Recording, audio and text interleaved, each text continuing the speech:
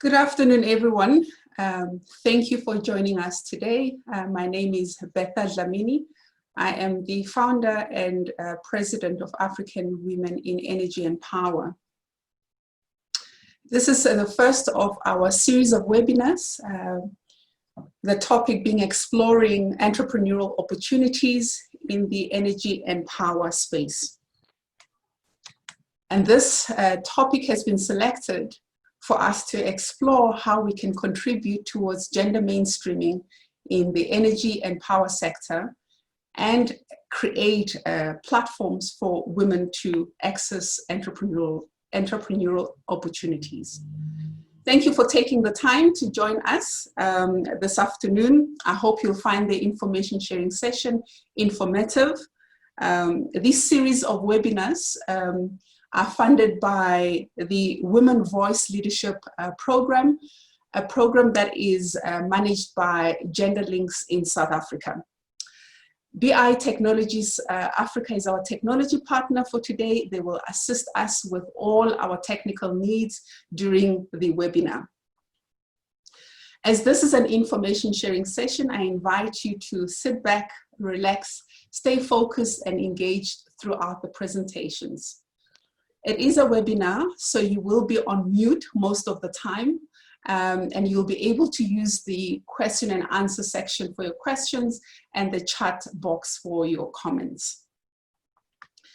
African Women in Energy and Power is a nonprofit company. It was established to support African women's participation in the energy and power sector in 22 countries. It is premised on the conviction that for the continent to eradicate energy poverty, it requires commercially viable, multi-stakeholder driven initiatives that ensures that we remove the barriers for market participation for women entrepreneurs. We have chapters in 10 countries. This covers South Africa, Botswana, Swaziland, Lesotho, Zimbabwe, Zambia, Uganda, Tanzania, Kenya, Nigeria. We are inspired by the belief that one should feel and do the right things at the right time, with reference to the right objects, towards the right people, with the right motive, and at the right time. Building an inclusive society where everyone has equal access to opportunities is the right thing to do. Building bridges that ensure that people can cross over and participate in a sector effectively and sustainably is the right thing to do. Using our testimonies, our lived experience, to disclose new worlds to others and to introduce new ways of looking at possibilities is the right thing to do. So these webinar series, which will run for 2 years, starting from 2020 to 2022, aims to provide credible market information that will enable effective participation in the energy and power space. We want to accelerate the participation of women entrepreneurs as service providers in the sector, providing solutions, systems, products and services to electricity utilities and independent power producers. We target 3 tiers of entrepreneurs. We're looking at entrepreneurs that are established in other markets, not necessarily in the energy and power space, but are curious about the energy and power space and would like to receive credible market information to choose an area to participate in. We target entrepreneurs who are fairly new in the energy space and would like to diversify their focus across the energy value chain. We also target established entrepreneurs in the value chain who want to entrench their participation in the energy space by focusing on multiple verticals. To achieve this virtuous ambition, we work with multiple stakeholders in the energy and power ecosystem who are willing to build bridges by sharing their story, by sharing how they've made it in the industry, by sharing programs that are available to enable effective participation for women in the sector. This is not only for women. We look at women, we look at youth, and we look at people living with disabilities. We look at ways that we can create effective participation in the energy space. Today, we have a number of presenters that have invested their resources and their time to share with us trends in the energy space and ways that we can find participation. I would like to introduce you to our first speaker. In the technology space, or when we talk about access to technology, we talk about working with original equipment manufacturers, leaders in innovation, in products, equipment, solutions, and systems that are sought after by electricity utilities. We work with these organizations to understand their products, to understand their channel partner strategies, to understand their enterprise development strategies, and for them to unravel the energy space and its trends. Today, we are very proud to have Mr. Tharu Madangobe. Mr. Tharu Madangobe is a Vice President, Anglophone Africa Cluster Power System Business, Schneider Electric South Africa. He will share insights into the energy and power sector, trends, and opportunities that exist within Schneider Electric. He has worked across the continent, in Southern Africa, in West Africa, in East Africa, with multiple utilities, a colleague in the industry and someone I truly look up to, and I'm very glad that he's able to invest time to share with us what is possible in the industry. Mr. Madangobe, the stage is yours. Thank you, Bertha. I hope you guys can hear me clearly. Yes, we can. So hello, please let's share the slide, or you want to share it from my side?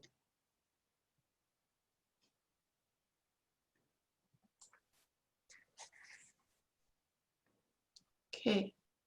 Please share. We're just going to ask Tawela to help us with Mr. Madangobe's slides for the presentation, please. While we're waiting for the presentation to display, maybe you can share with us a little bit around your journey on the continent and some of your observations. All right. Thank you, Bertha, to you and your team at Africa Women in Energy and Power. I think it's a great opportunity for myself as an individual, also as Schneider Electric, to come and present in this very important platform where we are trying to, first of all, empower female entrepreneurs in the industry. And I think there is a big drive across the continent, by the way, just to make sure that from a diversity and inclusion perspective, these are one of our key drivers within the Schneider business, to make sure that we have access to energy and digital to all, seeing as we are a growing energy management, automation, and digital business globally. So this opportunity for me is good, because it allows us obviously to share with all the aspiring or the already made entrepreneurs about the technology and trends that we have in the industry. Because I think for us to be able to identify opportunities in such a growing and very disruptive industry like energy and power, it's important to understand the trends as well as the challenges, where I think it's also possible to get to understand what are some of the opportunities that we can have from there. So next slide, please.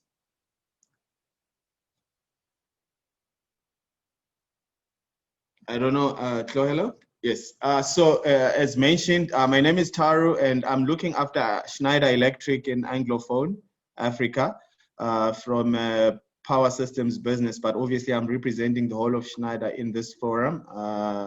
So I'm looking at across from a business perspective. So it's important that I share with you the current trends that we are seeing in the energy business. And I think obviously my brief is also to try and localize it and put in a bit of a South African context.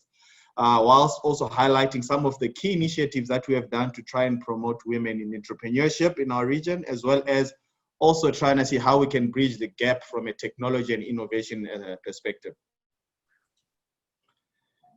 Next slide. So I think one of the most neglected questions in the entrepreneurship literature is where opportunities to create goods and services in the future comes from. And I think this is where the world of energy, currently being led by various disruptions happening on the market, is leading us to try and identify how we can try and get more entrepreneurs and people involved to align with the trends. So if you can move across, hello. Next slide.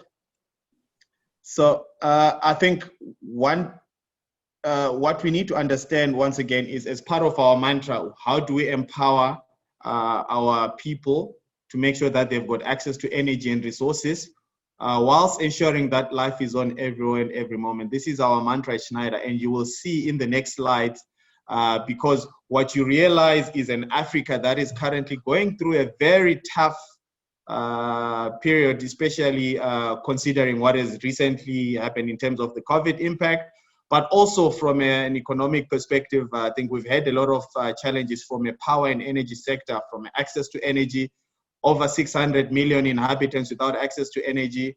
And all those are some of the drivers that are leading us to try and look at some of the opportunities that we need to have to make sure that we allow women and entrepreneurs to get involved in the space. So some of the key trends that I would like to mention, I've pictured around some of the 6 spheres that you are seeing there on the disruptors. This was an interesting article that I've shared with you from Andrew Lane from Deloitte. It was one of the recent articles that they published. I think it was around 2018. But this is surely giving you an idea as to where some of the main opportunities are currently lying based on the trends that we're seeing. I think we've seen a lot of renewable energy coming into fray over the past decade in the country. And we are grateful once again when we see that the ministry is also considering getting more of the IPP renewable energy projects being fast-tracked to this year because of what we're currently facing in terms of electricity challenges in the country. So I think the renewable is a big growing area. I think coupled with that is the investment in battery and storage technology. As you would know, that renewable is considered as a very intermittent source of energy. So with energy storage comes a much more stronger message to try and make sure that we have a much more consistent supply to the grid. And there's a lot of investments. We're seeing a lot of opportunities coming in there. In fact, there's been some recently published, some utilities locally, I won't mention, have published already tenders and RFQs around how we can contribute towards the battery storage and energy storage perspective. But I think because one of the challenges we are facing in the electricity industry is because of access to energy. As I've mentioned, 600 million people with no access to energy in Africa. And obviously, yes, South Africa in Africa seems to be slightly advanced than the rest, but we still have a lot of people that don't have access to energy in the country, especially in the remote rural areas. So there's been a big drive to try and promote microgrid, which are off-grid systems in that region, to try and make sure that we can have access to energy in those remote areas.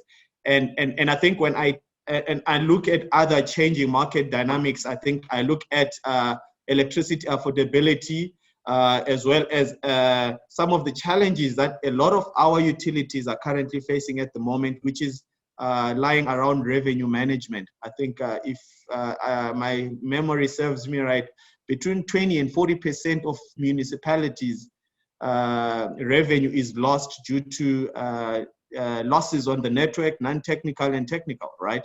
And that contributes to several billions of rands that is going unnoticed. And there is an opportunity there to try and understand how can we support municipalities to try and make sure that they redress this money that should be appropriated to the right sources. And in fact, fortunately, it's being lost. So those are the bread and butter issues that we need to look at from a low-hanging fruit perspective. I think you'll see in my next slide, I've identified some of the low-hanging fruits that we can immediately look into. I think we all know that a lot of our utilities are almost our power generation facilities are over 40 to 50 years. They are quite obsolete. And there's an opportunity there for entrepreneurship and business people to get involved in the renewal of this legacy infrastructure. I've spoken about revenue management and so forth, which is why we bring the element of smart grid technologies in our networks and our systems to make sure that we optimize the efficiencies of power flows in our network, and at the same time making sure that we are digitizing and becoming much more technologically savvy in terms of automation. I think the use of distributed energy, I've spoken about renewable energy sources and storage, but amongst all this, one thing that we must not forget is the more we are going digital with our systems and our network, the more we are susceptible to cyber attacks, as we have seen happening globally in terms of cyber attacks. So cyber security has become key because everything is connected. We are connected. I think my phone can connect me to anywhere in the world. So can it connect me to the network and to the grid, because remote operations of the network will require people to get into the network through the cell phones or laptops and so forth. So cyber security is also one of an opportunity where people can invest in when it comes to some of those challenges. If you look at next slide. So as mentioned once again, so the three key areas where we'll focus on as part of what is termed the energy trilemma is across energy security, energy equity, and sustainability. Those are the three challenges where I think there's going to be a lot of opportunities for investments to come into play.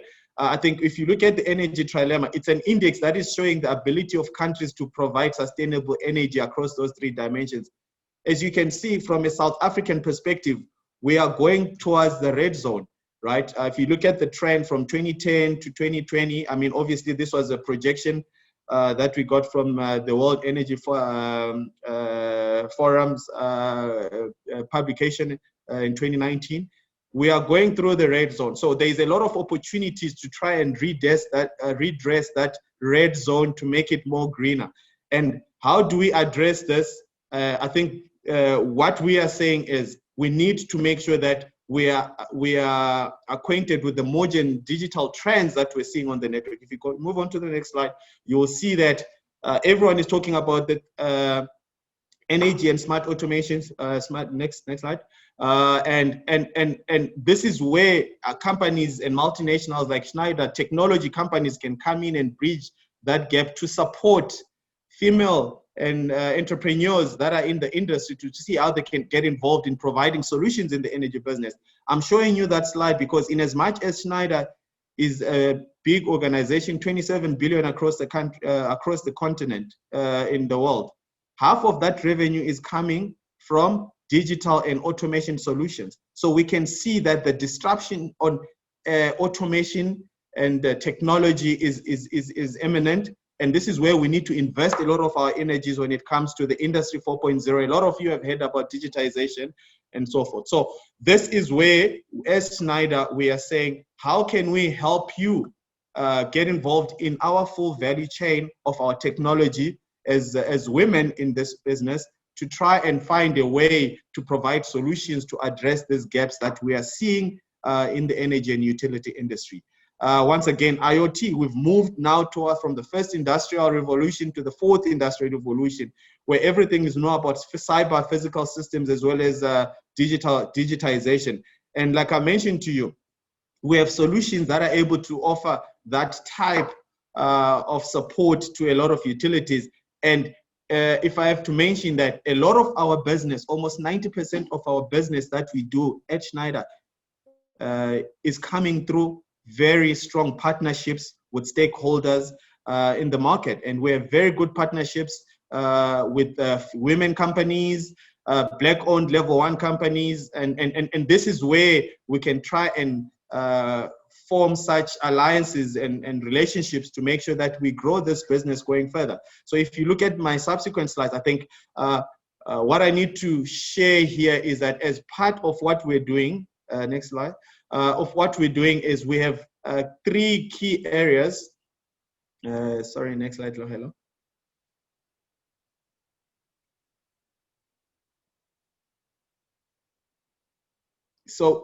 next slide. So we have 3 key areas where, as Schneider, we are saying we can help you support grow your businesses. First of all, we are very proud to announce that we have a Schneider Electric Academy where we have invested and we have grown to promote a lot of female entrepreneurs in the business. We offer training and development right across the continent. I think our target is, we still have a target of making sure that we promote female artisans and electricians. So far, we have done almost 47% enrollment over the past 3 years. And we are specifically focusing on women entrepreneurs that can come in and start as, I mean, we have as Betha had mentioned, we have different tiers of female entrepreneurs. We have the ones that are starting and that are still new in the game, and you have obviously got the advanced ones. For the ones that are starting in the game, we help them, train them, and develop them. I think our target when we had 2 years ago was to get at least 10,000 female artisans and entrepreneurs and electrical engineers. We help them develop so that they can all sustainably run their own businesses as an electrician or as an engineer, or without necessarily having to rely on a formal employment. And this is what we are doing. And part of our channel partnership program, which is being run very well by one of our leading female employees at Schneider, is also looking at how do we show preference to level 1 companies. So I think in my parting message to women entrepreneurs in this energy space is, you don't need to invent a new product or technology to be part of this game. I think already, as we have heard from Bertha earlier on, you have to think broadly and focus on your core strengths. Then you get involved. There's a lot that is happening in terms of repairs, installation, maintenance, and consulting. We can help you and support you through that process. But what's key is to always make sure you align yourselves with the bigger brother in the industry. You need support. You need financial backing. You need support from a marketing perspective from a bigger brother in the industry, from OEMs like Schneider, that can help you train and develop whatever ideas you may have in the power and energy space. And also, you need to keep yourself informed on some of the policy changes. And I'm talking about technology changes and cybersecurity. So we're happy to promote you on any and support you on any of your ideas that may be linked to a lot of these technological trends that we have coming along. So I think in a nutshell, we have opportunities. We have worked with a lot of female entrepreneurs in the business. And we are also welcome to work and support a lot of growing women entrepreneurs in the business to help them grow and develop in this very important energy space going forward. I think that's my message for the day. Thank you. Thank you very much for such an inspired presentation. Indeed, opportunities follow technology trends follow market trends, and your presentation has just shared with us the broadness of the value chain in the energy space and where people can participate. There's one question, if I can just remind our participants, for your questions, you can post your questions on the Q&A button, which is at the bottom. And for comments, you can post your comments in the chat box. I've picked up a question, Taru, for you. Do your models or framework consider systems dynamics or multi-criteria decision analysis as part of integrating various voltage harmonics which are required by utilities? How did you analyze the returns on investment for smart technologies? So those are two questions. If you can take those questions for now. Okay, I think maybe yes, it's a two-part question, but it's almost similarly aligned. If I can answer it probably in one. I think, yes, the systems do, because in fact, when you look at, it's a more technical question, so please excuse me if I become a bit technical. So for the it's both. It does allow for systems dynamics, looking at the full power quality spectrum. So we do have solutions like our advanced distribution management system that is precisely looking at those issues with the utility grids in terms of harmonics, power quality, voltage variations, and so forth. So yes, we do have that, or it does consider a lot of that. And yes, in terms of analyzing your ROE on those smart technologies, we have a lot of cases that we have done, and I'm happy to share with you on a separate platform where we've installed a lot of our advanced ADMS solutions on the grid, and we've been able to realize between 20 to 40% of the revenue that could have been lost due to none of this some of these non-technical losses over a period of time. So I'm happy to share with you if you can inbox me outside of this. Thank you, Taru. We also have comments from some of the participants who are complaining that the sound is perhaps not clear. If I can ask the participants to check their volume on their devices or on their laptops. I'm also receiving comments from others that are saying that the sound is clear. So it might not be a common challenge. If you're still experiencing sound challenges, let us know. We will pay attention to that. And I'm just picking up some questions for Taru. The question is, I wanted to find out the trends in Africa around last mile energy connections, since we have an overall infrastructure gap of about $120 billion according to the World Bank. What is the actual question? The question is, I wanted to find out the trends in Africa around last mile energy connections. Okay.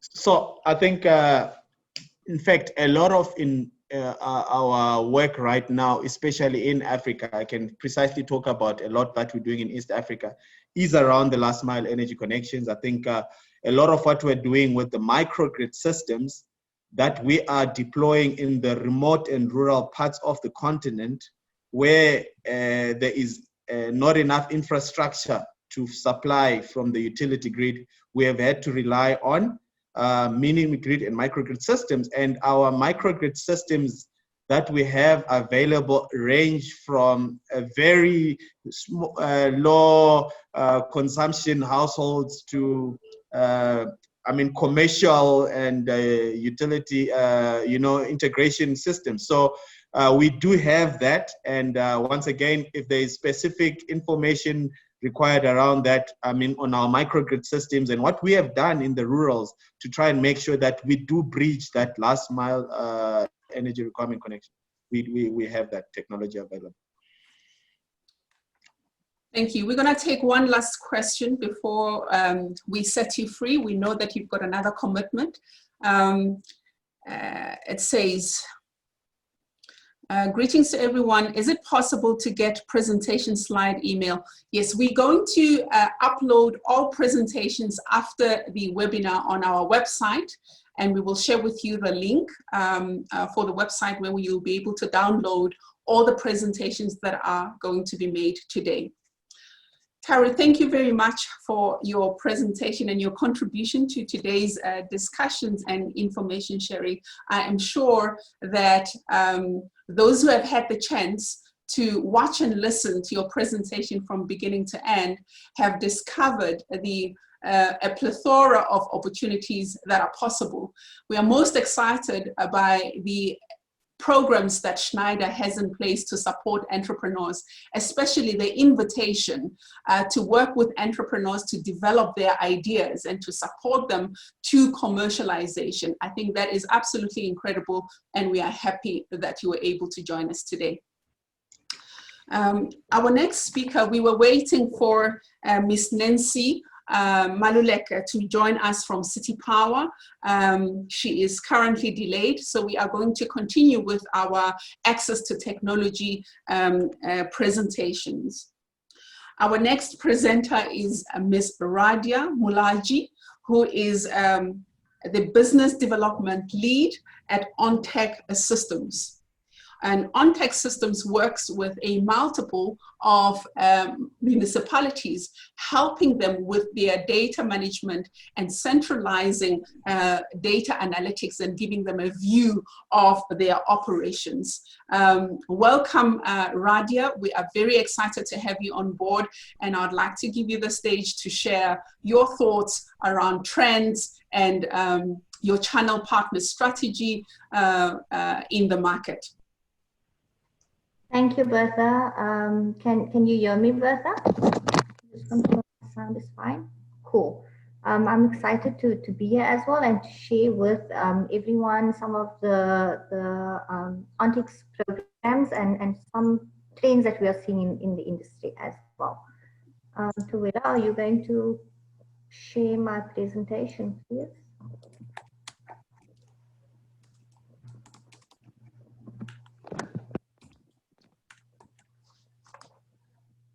While we're waiting for Tuwela to share the presentation, I think there's a slight delay because we had to reshuffle our program a little to accommodate Ms. Maluleka as she gets ready to join us shortly, but we can proceed. No problem. Tuwela, I've actually asked for, I've requested control. Thank you. Good afternoon all, and thank you for joining, and I'm really excited to be sharing with you today. So I'm going to give you a quick background of OnTech Systems for those of you who does not know who OnTech is.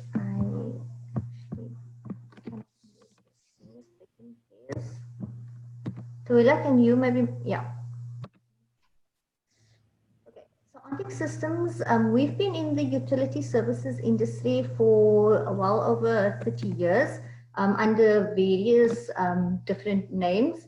So we started in 1989, and over the years we've helped municipalities and utilities as well as the private sector customers implement utility services and utility solutions in order to manage their customers. Very recently we became OnTech Systems. We are a 100% South African owned company, and we are also a BE level 1 company. Key to OnTech, we believe, so key to OnTech, we believe that it is important for us as service providers in the utility to assist our customers to manage the energy and to shape the future of this. This is just a bit on some of our customers. So you'll see that we have a good mix of both public and private customers dealing with utilities as well as municipalities and then the private as well. Some of the trends that we have seen in the technology, in terms of technology, and here I'm going to split it between a consumer need as well as a utility need. And at OnTech, we've, over the past couple of years, been looking at the consumer of utilities quite a bit, because we believe that in order to ensure that our utilities is able to manage their resources better, we do need to assist in helping them bridge the gap between the consumers and themselves. So if you look at the consumer of utility, we find that in Africa, more than 60% of the consumers of utilities today are under the age of 25. And this means that when we look at utility services, we need to have a mindset change in how we service these customers. We find that consumers now, they want more for less. The generation Y and Z customers, who are your millennials and younger, they are used to having instant gratification. So they basically if they need to know something, they will usually go onto Google and find the information. So they are what they're used to is getting access to information quickly, and they also want access to meaningful information. They are looking at ways in order to save, and they also, what we find is they are becoming prosumers. So when I speak about prosumers, what I mean here is that they are not just consuming energy and water resources, they are also producing energy resources. And they, as with every other industry that where they touch, they basically want an improved service, be it in the utilities industry, in your telecommunications industry. Improved service is key for them. Good afternoon. From a utility point of view, we find that utilities has many challenges. The revenue and the revenue that they are recovering from the consumers and the expenses is the gap is growing between. I think someone's not. There's someone that. Can I ask that everyone go on mute, please? Can everyone just ensure that you are on mute so we are able to hear the presentation so that we don't get any feedback? Thank you. Thank you. We find that within the utilities industry, there is also a growing gap in skills, and the utilities consumers are not trusting them anymore.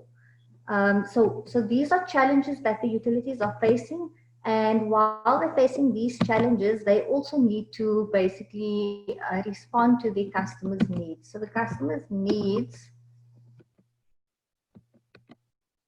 I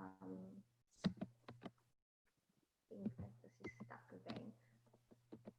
There you go. So from a utility need, and when I speak about utilities, I'm not just speaking about your public utilities. We find that at Ontech, we actually service utilities, customers' utilities in the public and private space. These utilities must gear themselves up for their changing consumer. They need to find ways in order to improve their service. They need to find ways in order to break silos within their organizations. We find that there's many different silos within utilities, and this is causing disparate information from being presented to their consumers. And they need to find ways in order to keep their customers, to ensure that the customers want to stay with them as well as want to pay them. So the debt within utilities is growing, and we as service providers to the industry, we need to look at how we try and help our customers who are utilities to bridge that gap. Okay, and we feel that in order to bridge that gap, we need to ensure that we are able to help our utilities build trust with their consumers. What we've done as Ontech is we've looked at all of these challenges and needs from both a consumer and a utility point of view, and we've built a platform. We call it PYXIS, and PYXIS is a multi-utility platform that allows our customers or utilities to manage multiple different resources as well as multiple different devices within a utility ecosystem. Within PYXIS, we have, so we term PYXIS one platform for the future, and that is because we are looking at, we're constantly looking at growing and developing the platform in order to cater for the different and changing needs that our customers have. Within PYXIS, we have what we call a prepaid module. So prepaid modules basically speaks to your prepaid customers or prepaid metering customers, which in South Africa is predominantly the major customers within the utility space is on prepaid metering. So we have a module within PYXIS that allows our customers, our utilities, to manage the prepaid consumers. We've integrated to major banks, we've integrated to major retailers so that we allow the consumers of utilities to be able to receive energy and buy energy 24 hours a day, 7 days a week. And that platform and that integration is completed within the PYXIS platform. Because consumers are constantly looking at receiving meaningful information, we've also developed a module that integrates with multiple different devices in the field. And these devices can be metering devices, and it started with metering devices, but we've actually migrated to metering as well as IoT devices, because that is where the industry is going. So we're connecting different types of devices onto the platform in order for us to provide data to the consumer as well as the utility. And we've also included a process automation tool that allows us to be able to provide things like meter installation services in a more automated way. And we're trying to reduce the paperwork by implementing the process automation. And this platform basically allows us to provide customers, our utility customers and consumers, with access to data through different platforms. And I speak about this slide because this is important to you as entrepreneurs, because we are making this platform available to all our partners, resellers and agents in order for you to be able to take this to customers. So what we as at Ontic is, we're trying to ensure that we're trying to significantly reduce the barriers of entry for entrepreneurs like yourselves, so that you can provide this service to your customers or to customers as well. So just some initiatives and opportunities that we see for collaboration between ourselves as well as small businesses. So I'm going to bring up the PYXIS platform again, because it's important for me to structure our initiatives according to this. So first of all, what we have is we have a channel partner program, and with the channel partner program, we incorporate small business and other business devices into our platform. So if you have a device, an IoT device, a metering device, a system or an application that you believe would add value to the utilities industry, contact us, and we can then integrate that into the platform. And the benefit for you is that by making it available on the PYXIS platform, you will have many other channel partners and resellers or agents that uses the platform. They would be able to use your device as well.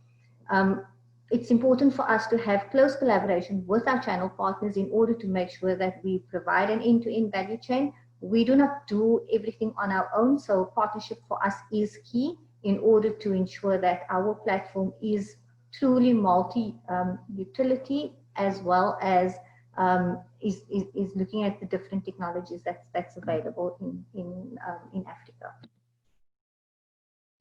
Okay, our enterprise development program. So we do have an enterprise development program, and this is where we assist small businesses either by providing funding for them, or by including you in our supply chain in order to provide services to utilities.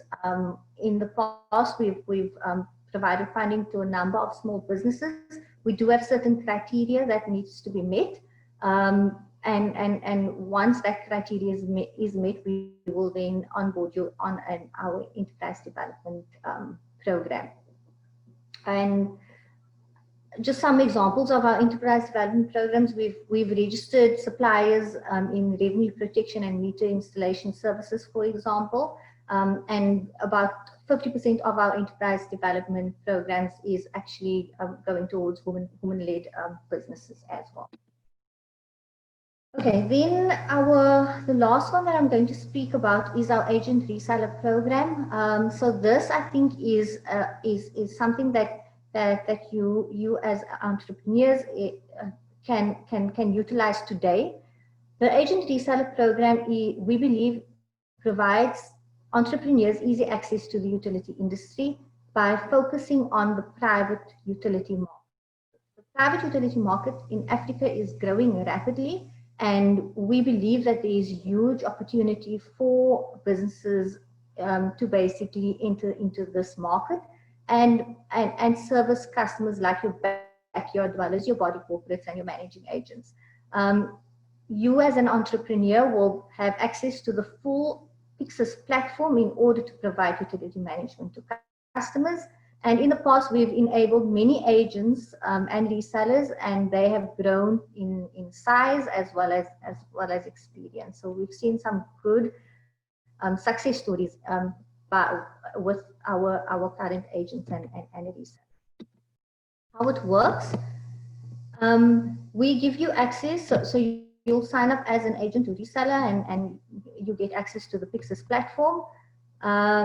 This will allow you to be able to sell multi-resource utility management to the private sector. So our platform will allow you to manage electricity, water, and gas, prepaid, postpaid, or smart. And in doing so, you have the ease of mind to know that you will be able to service your customers' utility needs. Yeah, so we will support. So Antic, we take the programs that we have very seriously, and we try and support you as much as possible. We provide you with training on the PYXIS platform, but the training is yes on the PYXIS platform, but we also provide you with training on how to actually sell. And what the typical questions and things are that you need to look at. We also, as an agent, if there's an opportunity that you are working on, we will support you in closing that opportunity. And we're doing this, what we're trying to do is to take away the complexities and the complexities of developing your own system. So that you can focus less on the system and solution and more on growing your brand. Okay. Just some key takeaways before I end off. The utility industry is key to our economy, so we need more people in the market looking at how we can improve and resolve some of the challenges that utilities has. Because there's a multitude of different challenges in the industry, but challenges is also opportunity for entrepreneurs. And through Antic's experience, we hope it's key for us to ensure that entrepreneurs are able to engage in the public and private utilities market, and this is what we're trying to do with our various different partnerships and programs. And our team is passionate about incorporating our partners into our value chain. And we're ready to support you as an entrepreneur and excited to support you as an entrepreneur as well. So I've left on the presentation, okay. On the presentation, I actually left my contact information, which Bertha will share with you. Thank you. Thank you, Radia. Thank you for your presentation. I'm quite excited about your channel and agent partner strategy, especially the invitation to entrepreneurs to present devices within the IoT space to your company in exploring a partnership within the solution that you have just presented. There are a number of questions that I will share with you. The first question is, what in your opinion do you think are the actions that utilities need to take to prepare for Gen X, Y, and Alpha? So in my opinion, I think utilities needs to firstly be aware of the fact that they have these different generations within the consumer base, and start looking at the consumer's needs. I believe that with the older generation, utilities are used to that generation being basically going into a shop and buying energy resources, and they need to, as utilities, change the systems and services in order to respond better to the needs of the newer generations who wants that instant gratification. They are the mobile first generation, so everything that they do needs to be on their mobile. And if our utilities are not looking at how they become mobile first, then I feel like they will lose out on those generations. True. I think it's a very interesting space for utilities to consider as they reimagine their business models while they are ensuring that they efficiently deliver services for the business of today. The next question is, does the PYXIS platform work across Africa? And if so, how does one go about utilizing it? So yes, the PYXIS platform is utilized in Africa currently, actually.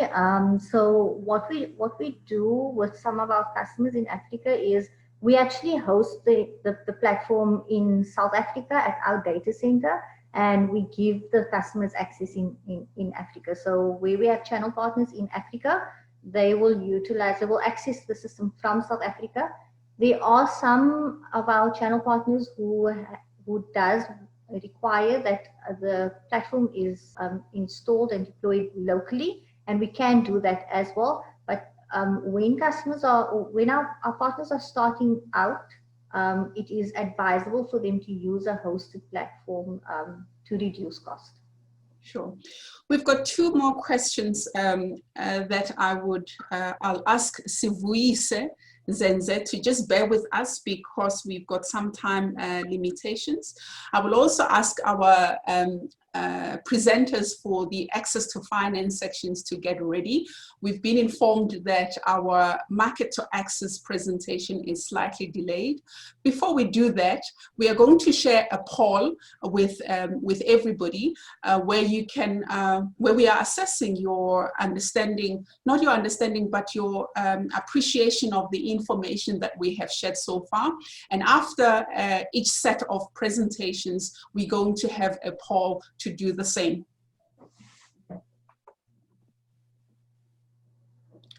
For the poll, you can select your answer on the screen. We're going to allow the poll to run until we have maximum participants from all delegates.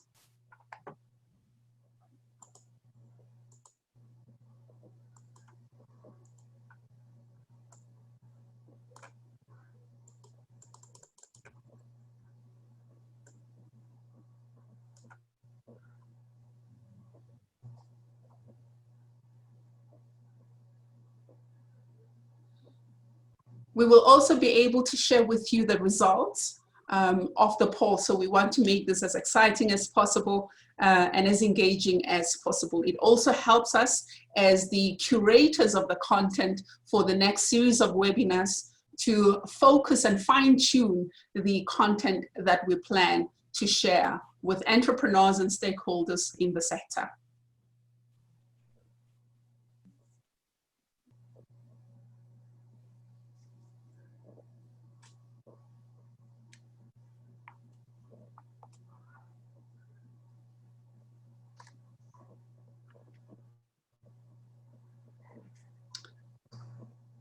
Tawela, how are we doing with the poll?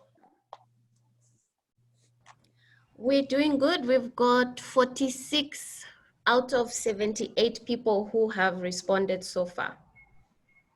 Fantastic. Delegates, if I can ask you to participate in the polls. If we can reach 80% of the participants, it would be absolutely fantastic.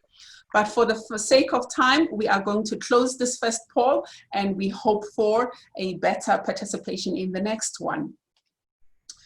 We're going to move to our next section of our presentations, which looks at access to finance. Access to finance in the energy space is a critical component for success for entrepreneurs, as the energy sector is a high capital intensive sector. to help us understand what the Development Bank of South Africa does in supporting utilities to access finance. We have Mr. Tsepo Mtsimane. He is the head of Metro and Intermediate Cities and Water Boards. He will share with us how the DBSA has funded projects, and most importantly, how companies can access finance from DBSA.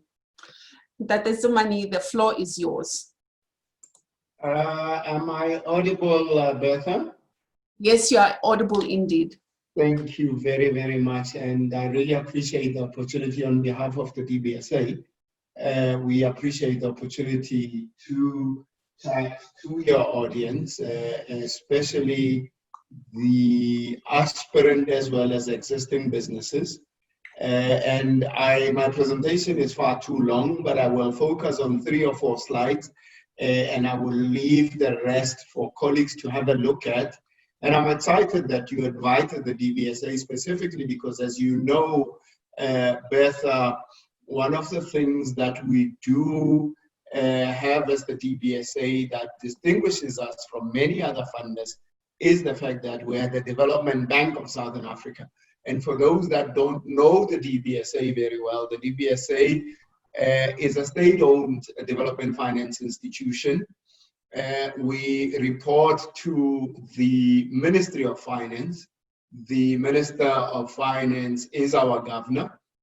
We have an independent board chaired by an independent chairperson.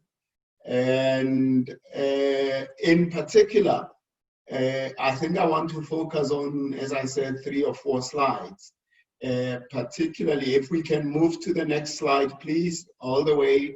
Let's just, for no, go back.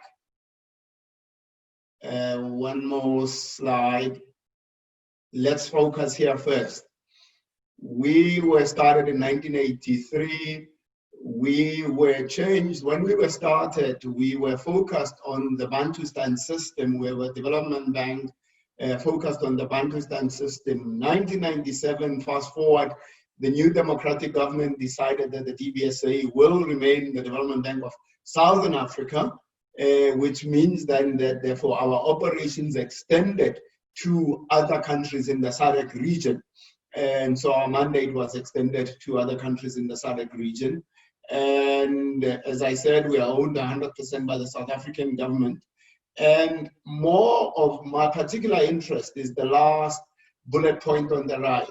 We are one of 2 globally accredited institutions or development finance institutions on this continent, the other one being the African Development Bank, by the Global Environmental Facility and the Climate Fund Facility. Why are these relevant? They're relevant because we are talking about leaving a future for our children.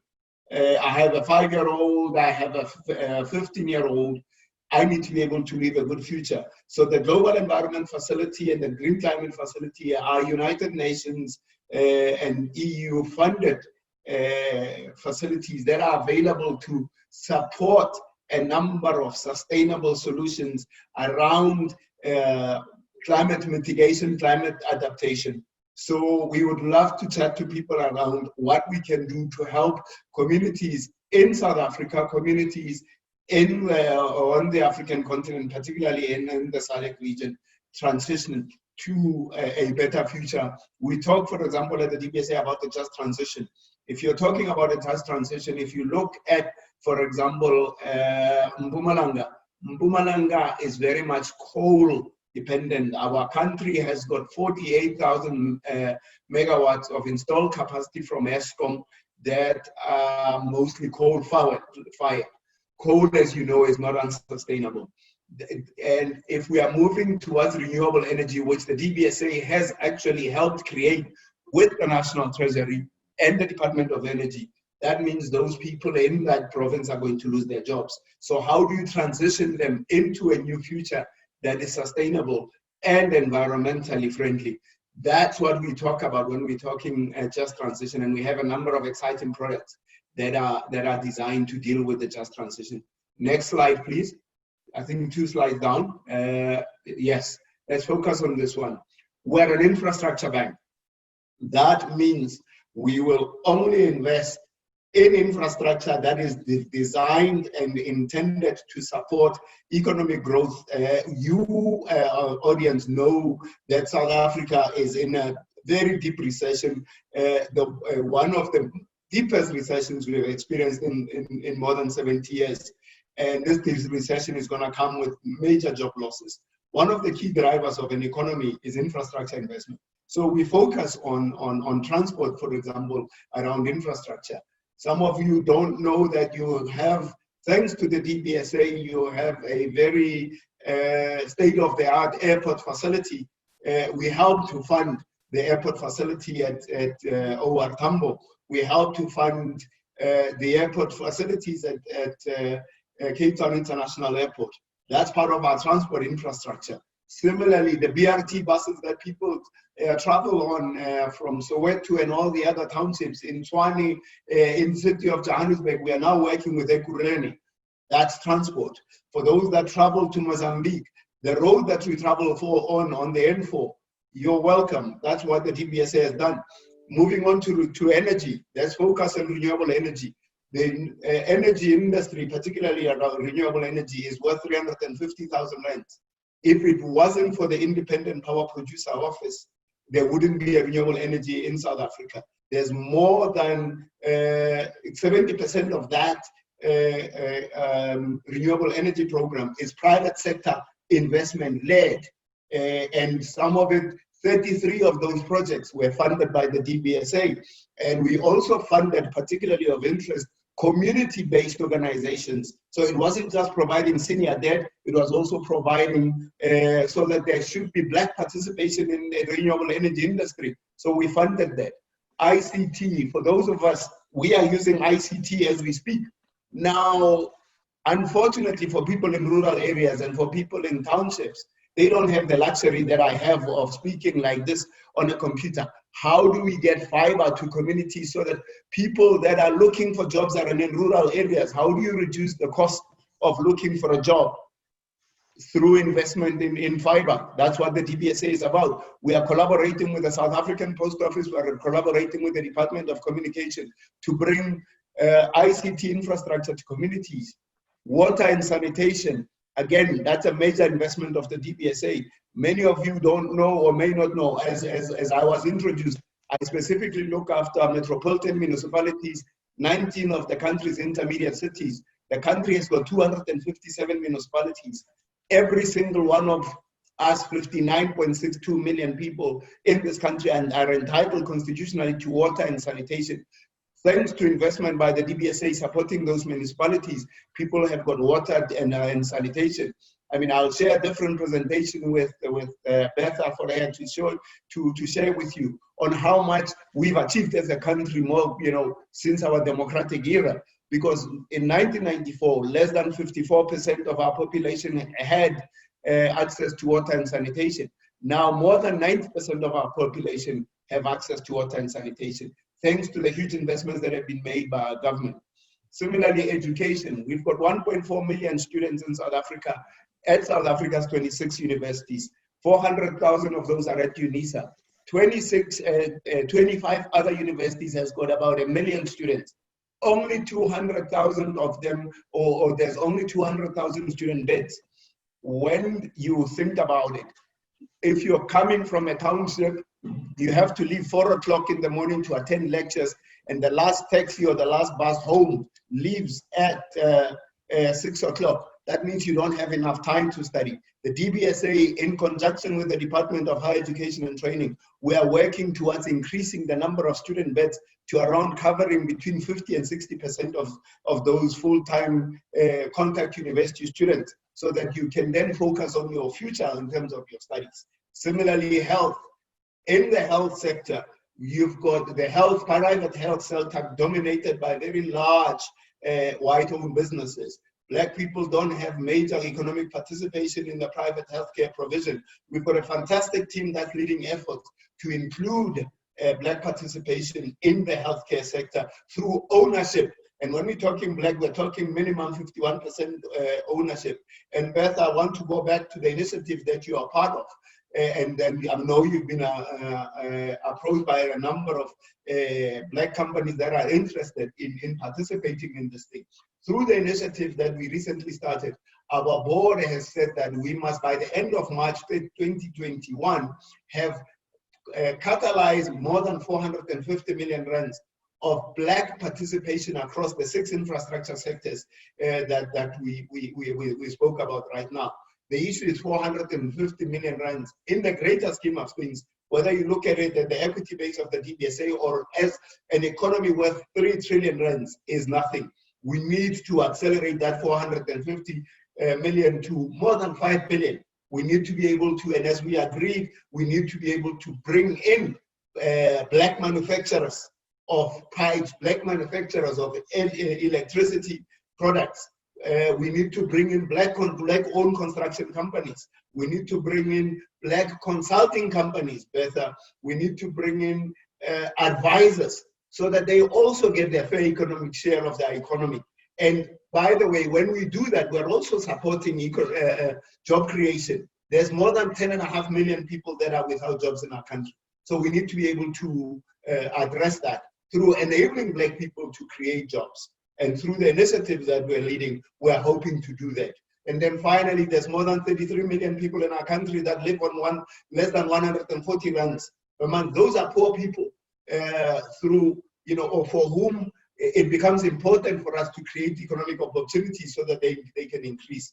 Let's go to, I think, the last 2 slides.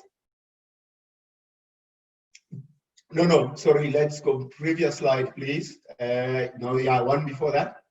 One of the key things around the DBSA's value proposition is that we do know that my 2 previous colleagues spoke about utilities, particularly in the municipal space. Now, when you look at a city of Johannesburg or the city of Tshwane or when you have city of Cape Town, very well run municipalities, very big.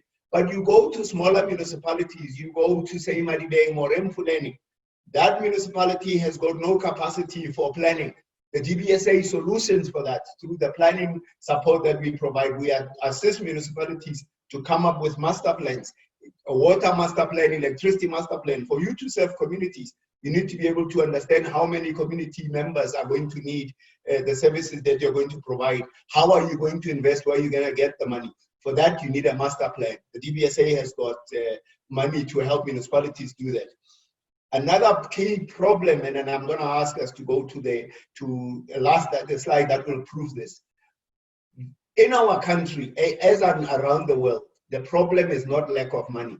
And I know a lot of your audience are going to say, but what are you talking about? We're struggling to get money. If there's no lack of money, what is it that why are we finding it difficult?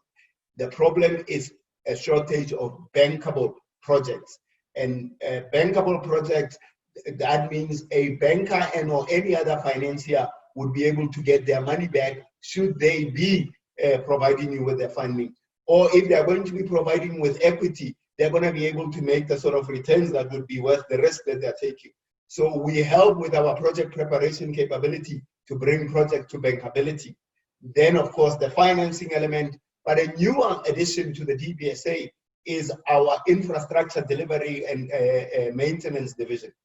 Again, most of you who travel on some of our roads, who travel in the townships, you've seen how water spews out of the water pipes. That's because that infrastructure one is very old and is serving more people, and it's not being maintained properly. Through our infrastructure delivery division, we help municipalities by appointing, by the way, private sector operators to go and help. And I'm looking forward to working with AWEaP to help municipalities to maintain their infrastructure. Because if you maintain the infrastructure, take a kilometer of road, that's about 15 million rands a kilometer of road to build.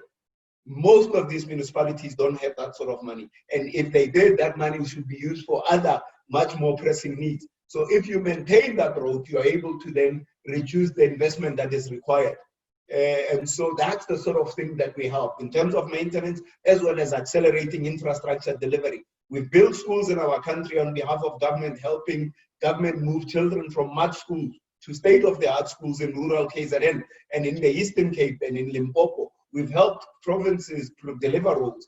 That's what a development bank should be doing, and that's what we do. But we deliver all of that through private sector operators. What we then need to do is to ensure that Black-owned companies get a bigger share of that. And that's exactly where the future is for the DBSA. In fact, just yesterday, my boss was telling me that by November, the board wants to know what are the initiatives that we are leading that are enabling Black economic participation, Black-owned companies that are run by Black people to do more, women-owned companies. What is it that we are doing? So I need by November to be supporting and to be reporting. And as I said to you, Betha, we need this 450 million is nothing.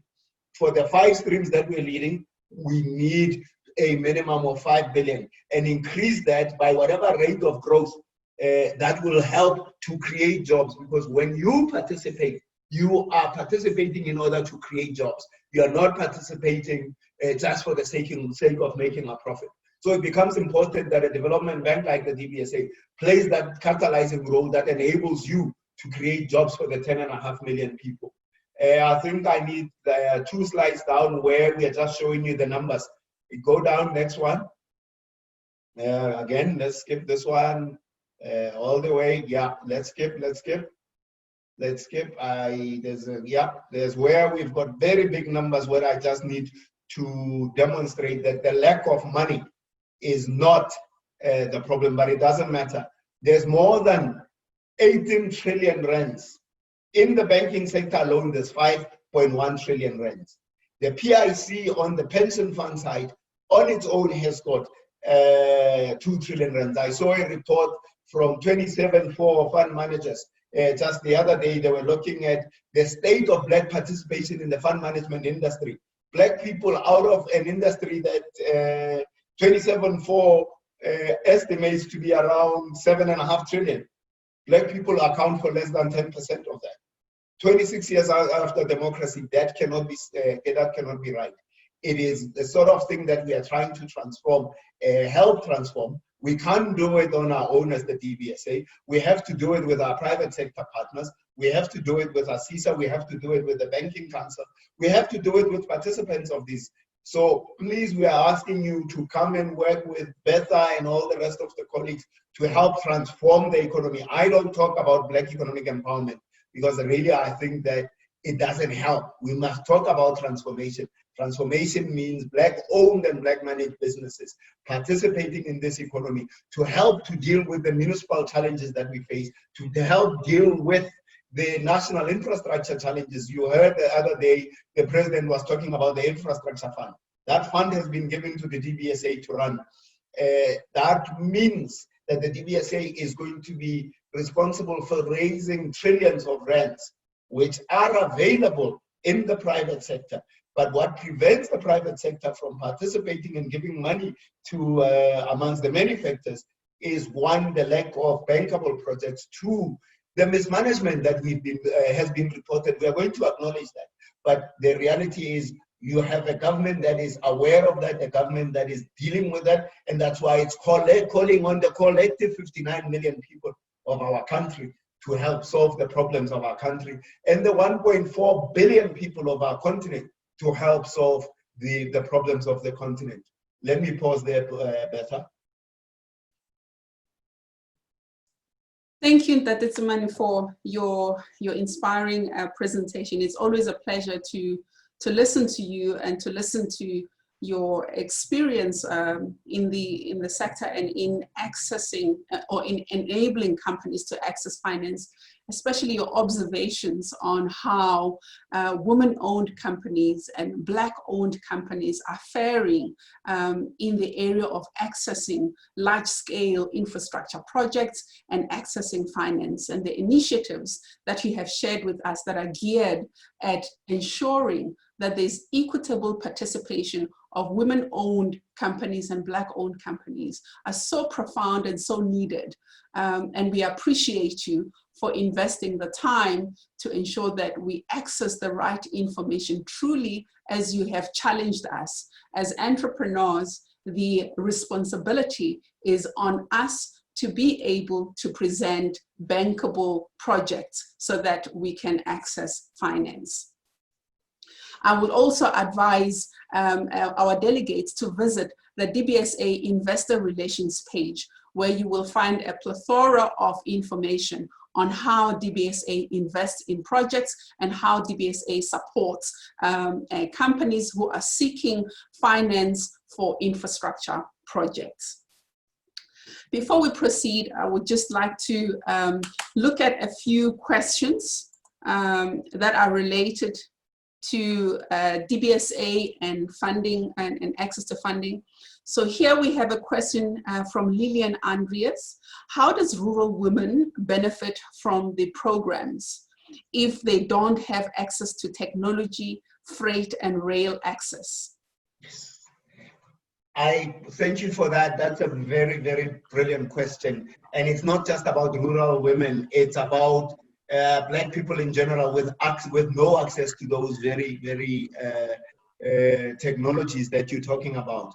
The fact that my grandmother or your grandmother in Tuaing local municipality in Atamelang or in Hakunwana, how do they get access to things like that? That is why I talked about the partnership with the South African Post Office, so that we then bring that technology. Of course, my grandmother would not be able to understand that, but if we train their children in order to get that technology to them so that their children are empowered to help their grandmother, that becomes quite important. But the reality is, if we are talking the fourth industrial revolution and we are not bringing the poorer members of our communities, you're going to have a very serious digital divide. That then talks to what the DBSA is doing, not just with the South African Post Office, but with other state-owned enterprises like Transnet, like TCTA, like other water boards, even with the municipalities. In fact, let me take you to a practical example. If you go to Dobsonville, Soweto, which is where I grew up in Atamelang as well. I saw the other day, the city of Johannesburg is putting fiber lines. Now, townships did not have that before. That means then you are going to reduce the cost of search for a job for that person. So what we are now trying to do is to replicate that through that partnership with the post office. The post office was a huge unused infrastructure that could be used for exactly that sort of thing. How do we then take it to rural Hakunwana to be able to do that? We can't do it on our own, we can do it in partnership. And by the way, when we roll all of that, that is going to be rolled out on behalf of the post office by the private sector. How do you as Black entrepreneurs then take advantage of the procurement that the post office is going to do and other SOEs to take services to rural communities? And thank you very much for that question.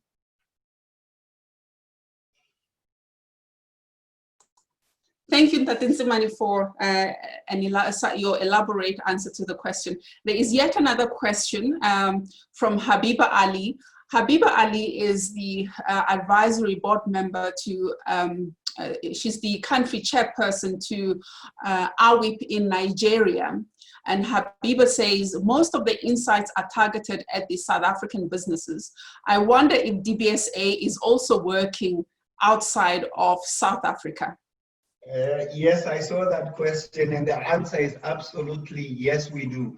In fact, unfortunately, my colleague passed on about 4 weeks ago, but that colleague, in the 2 years that he was with us at the bank, has transformed the amount of business that we do, particularly in West Africa.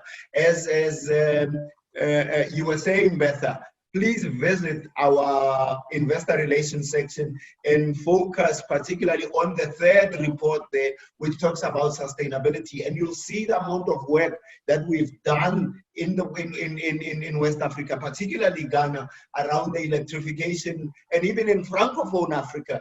We've not done much business in Nigeria yet, but we are looking at opportunities there. So we've done fantastic work. The African Development Bank talks about, we are called the Dark Continent. Now, the African Development Bank talks about, and I love what they say, lighting up Africa. We've got 1.4 billion people without electricity, on the African continent. Less than 30% have got access to electricity.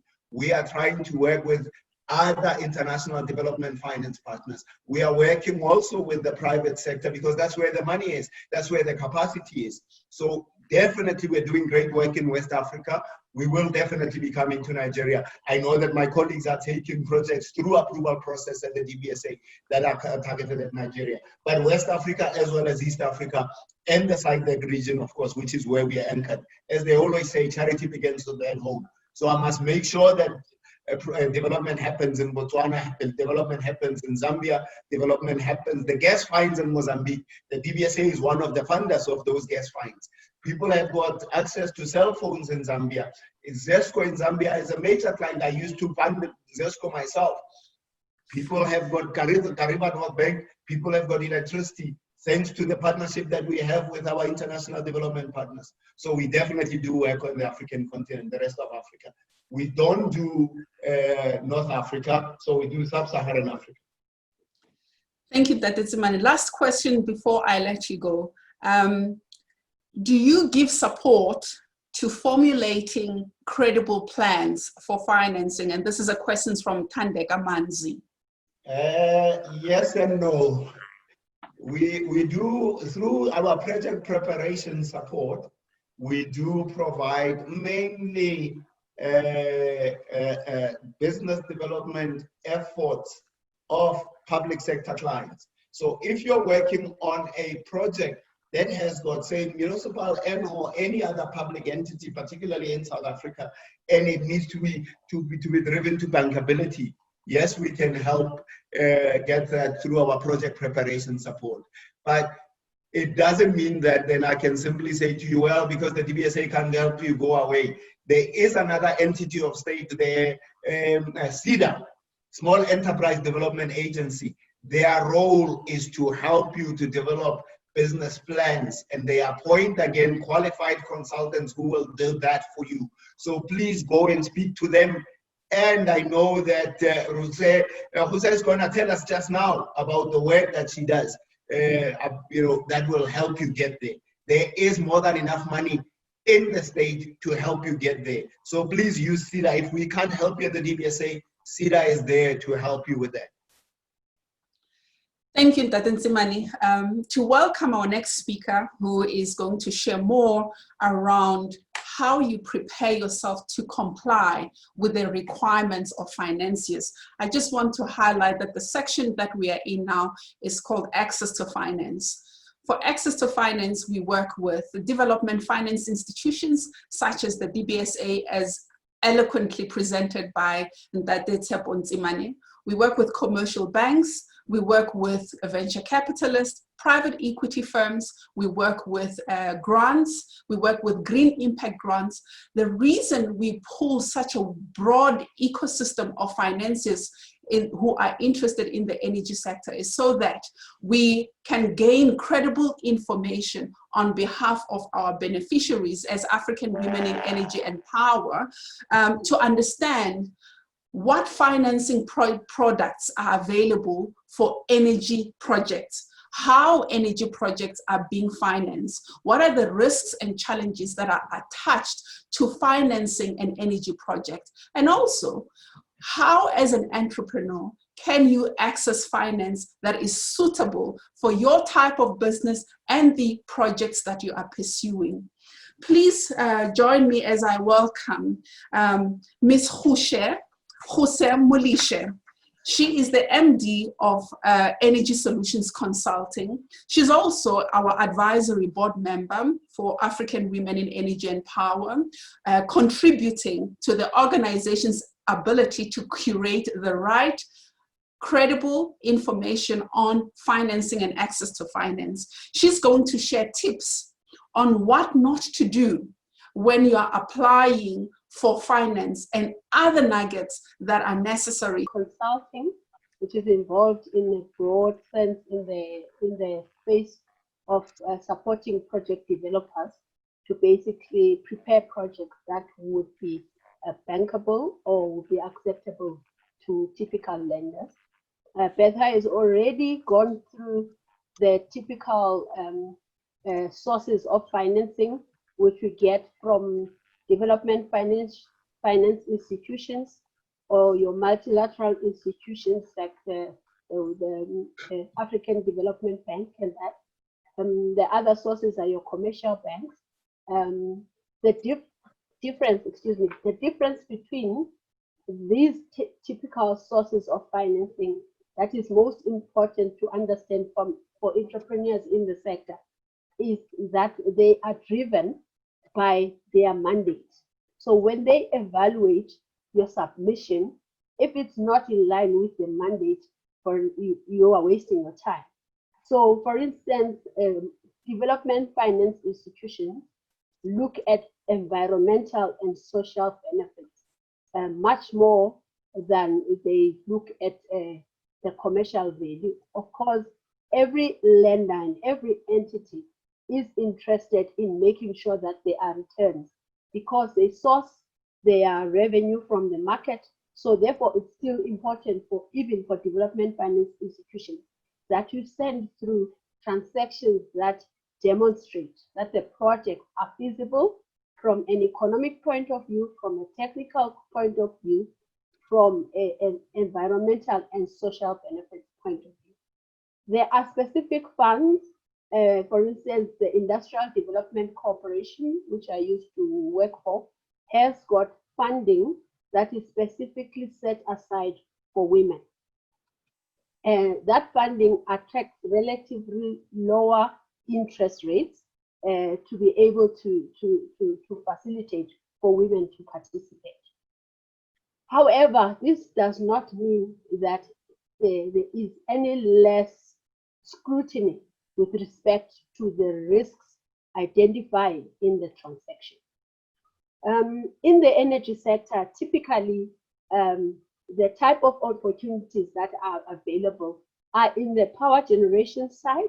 From the power generation side, we know that government has been procuring since 2011 renewable energy IPP or renewable energy independent power producer projects, which I think now in terms of the system in South Africa, just over 4,000 megawatts of electricity has been connected to the grid already through those projects. So there are lessons there that I will touch on shortly.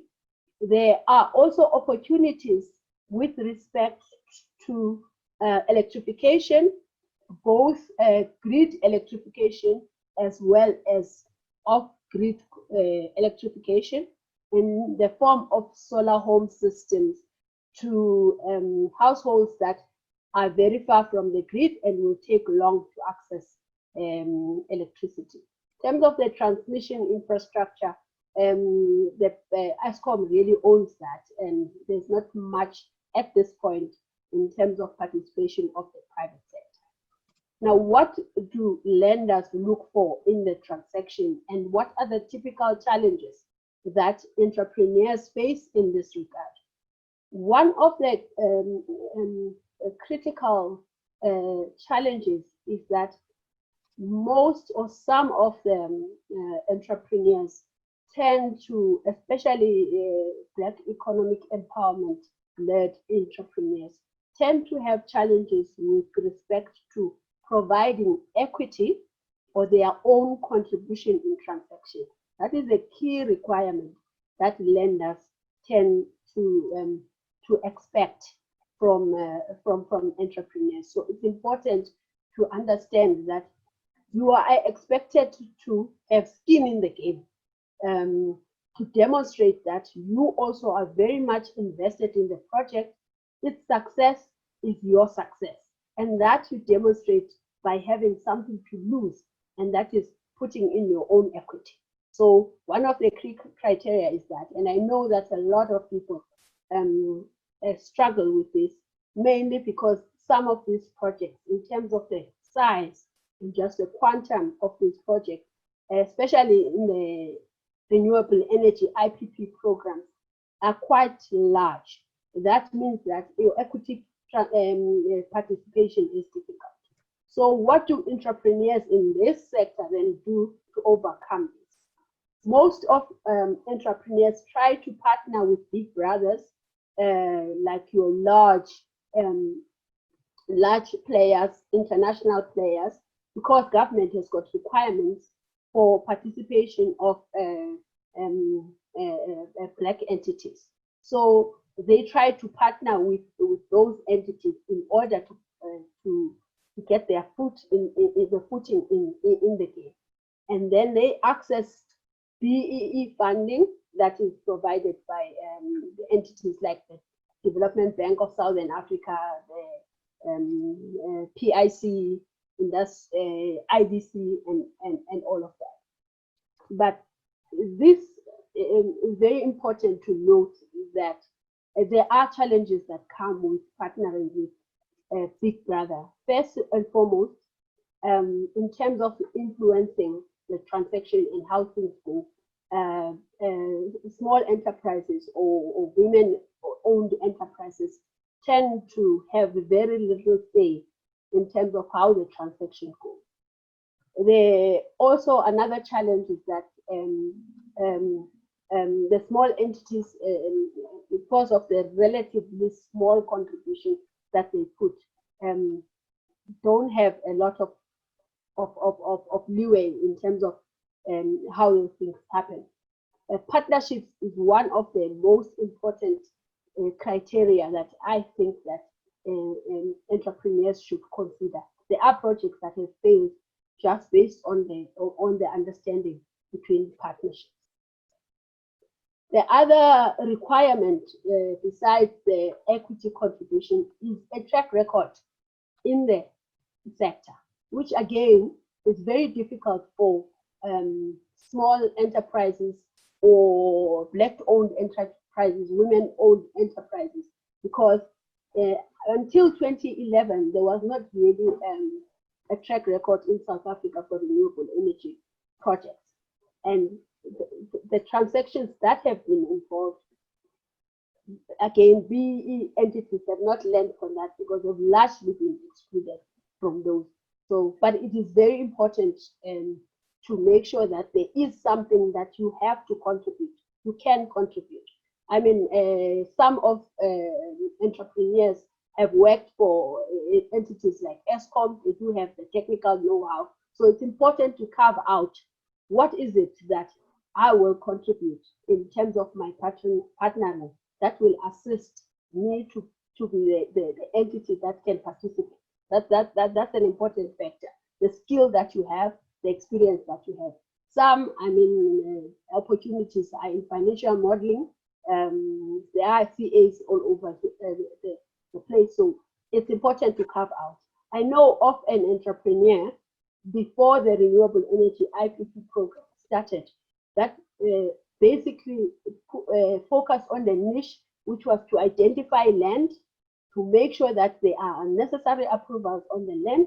And when the entrepreneurs and the international big players came into the field, they were able to then sell that proposition to those lenders. So you need to be able, because of the requirements that are so onerous in terms of the equity contribution, it's important to carve out a niche. Otherwise, you are out there in the periphery and you will not participate. So it's not enough for government to have a policy that says that women should participate or Black enterprises should participate. It's also important for Black enterprises as well to try and identify upfront what is their competitive advantage, because there must be something that you bring to the table for other players to want to work with you. There's quite a lot of other risks, but I'm going to try to confine the ones that are relevant to the audience today. Another area of potential participation is in the off-grid market. However, South Africa, the regulatory framework for microgrids is not yet mature. We know that Kenya and Zambia have got institutes or entities that train women, sorry, Kenya, not Zambia, that train women on microgrids. There are efforts to look at that potential partnership with BESA in future to bring in that type of capacity in South Africa, at least to be able for other entrepreneurs to be able to participate. Because there, at least the relative amount of investments that are required are relatively more manageable. There was a question with respect to where rural women, where are the opportunities for rural women in the space? I think that the solar home system is one of the areas where rural women could participate. The distribution infrastructure within municipalities is another area where women could participate. This funding is available within, as I said, the DFI. But it's important, again, for everyone to understand what is the mandate for this particular institution. For instance, the DBSA typical funding starts from way above 300 million. For SMMEs looking for something much more than that, you would not want to go to the DBSA for that, but for the IPP program, that may be relevant. Yeah, and then what was the other? I'm trying to also address the questions that were asked. Outside South Africa. Outside South Africa opportunities, there are a lot of opportunities. However, in terms of the market, the biggest challenge is your utilities being bankable. Zambia, for instance, is ESCO said a number of issues with bankability there. But you get support from multilateral institutions that kind of de-risk the projects and enable participation in that regard. Yeah. Thank you, Jose. I always get very excited when I listen to you share what is feasible and how entrepreneurs should prepare themselves to participate. I mean, one point that you mentioned that is so important to consider is identifying your own competitive advantage as you go into partnerships, so that people know what value they can expect to get from you as an entrepreneur. And that is so important as we navigate the space and as we explore opportunities that are available in the energy and power space. There is a comment before we go to our next poll that asks if opportunities focused at entrepreneurs wanting to provide solutions at distributed energy resources or at large-scale IPP projects. If I can quickly just answer on behalf of African Women in Energy and Power, we endeavor to create a platform for entrepreneurs to engage with a broad stakeholder base within the ecosystem of energy and power sector. So our programs are not biased to any type of technology or any part of the value chain. We want to unravel the entire value chain so that entrepreneurs can discover even the hidden opportunities that they didn't know about, to explore and opt in with the requisite information, the requisite competency, and knowing where they can access technology, they can access finance, they can access skills development, and they can access clients. Jose, if you would like to add to that question. Okay, that's a good question. There are opportunities that are now coming with the regulatory environment, obstacles having been overcome by the minister now announcing that large industrial users can now procure from IPPs, independent power producers. So there are opportunities there. There's an example is the RFP that has come out. I think it was Sasol, I think it's Anglo also, put out an RFP for solar PV projects, which I know that for instance, the IDC is looking to participate in those. Again, the opportunity is typically not enough for the opportunity to be there. What's important is for that opportunity to be realizable. And the realizability of that opportunity talks to looking at the risks that are there and value offering. As I say, most of the entrepreneurs in this sector, due to lack of track record in the market, have positioned themselves to be able to partner with experienced entities to then be able to bid on such projects. So there are those opportunities, and there is funding available to those. And the IPPs that are looking for their funding, at least if they go to DFIs, will have a requirement to partner with empowered companies to make sure that there's transformation in the country. So that's there are opportunities in that regard. Sure.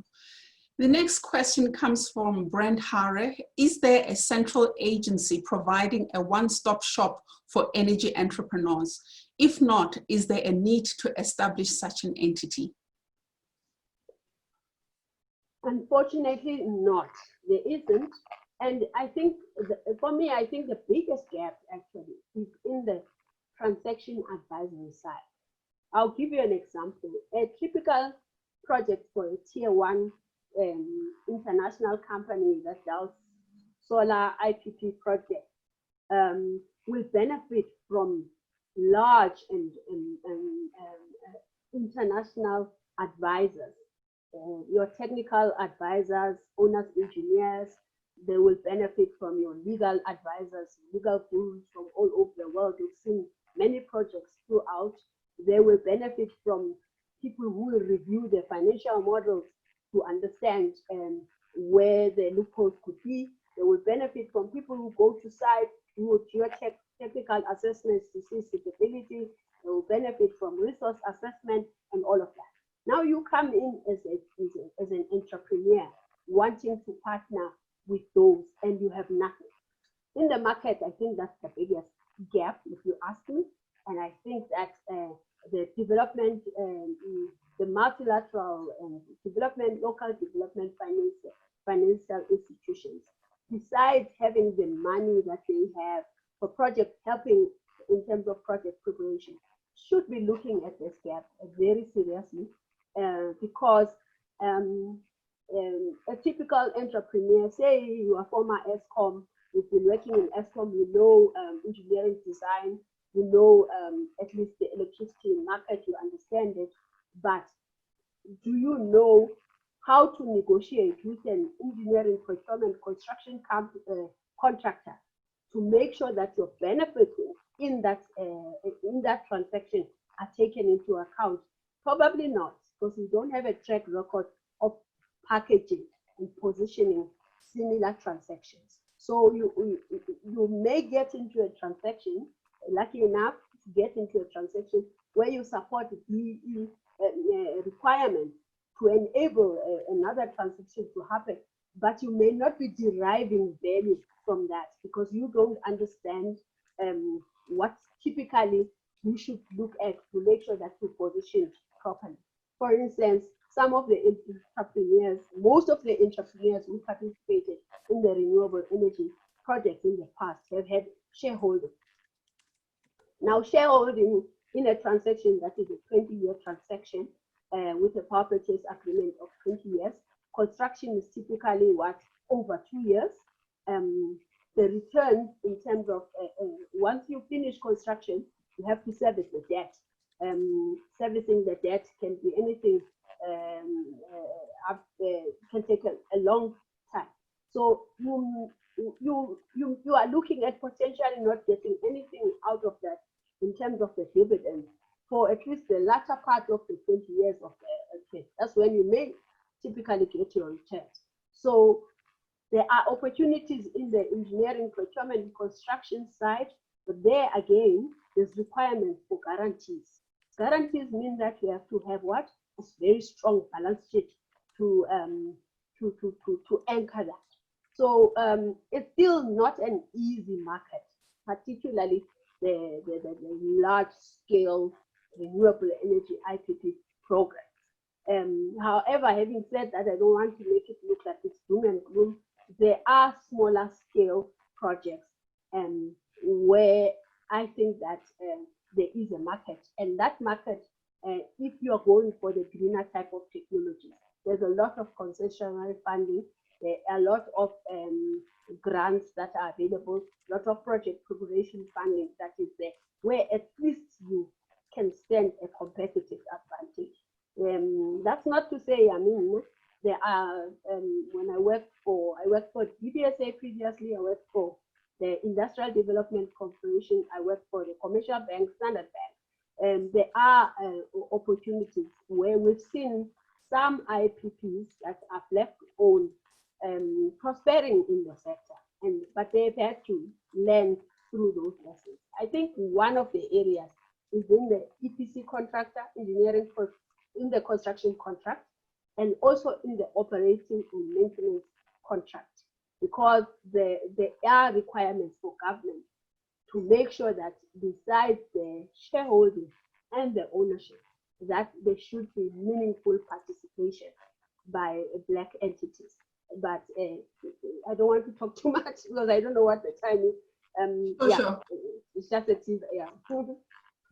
Thank you. Thank you so much. I was saying also, sharing with delegates that those questions that we don't get to, we are going to compile answers for them, and we will publish them on our website as part of this event's report. I would like to welcome Ms. Nancy Maluleke. Earlier this year, in August actually, as we celebrated Women's Month, President Cyril Ramaphosa announced that 40% of government procurement would be designated to women. And we thought, how then do we prepare to take advantage of this designation? These information sharing sessions are aimed at providing credible and current market information that would enable women entrepreneurs to organize themselves, to identify partners, to identify niche areas within the value chain of energy generation, transmission, and distribution, including its verticals, as eloquently presented by our speakers during the course of the webinar. Identify niche areas to participate, knowing where to access technology and funding.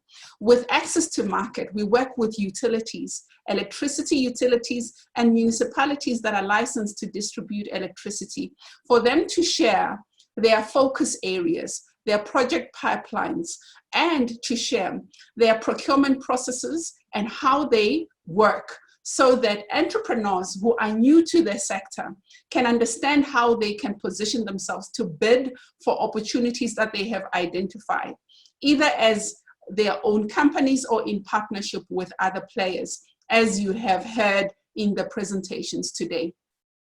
We also ask utilities to speak to policies around gender mainstreaming, especially as it relates to supporting women entrepreneurs to access market, to access projects in their environment. Ms. Nancy Maluleke has been in the energy and power sector for over 20 years, with experience in the electricity sector, with experience in the built environment, with experience as a consultant, a project manager, and so she brings to us a wealth of experience. She is currently the group executive, metering services at City Power. Nancy, welcome. We're excited to have you on board, and you may take the stage. Thanks a lot, Betha. Much appreciated, and greetings to all the attendees, and my apologies. I had to attend to other meetings earlier this morning, but I'm excited to be part of the webinar. I think my introduction has been done correctly by Ms. Dlamini.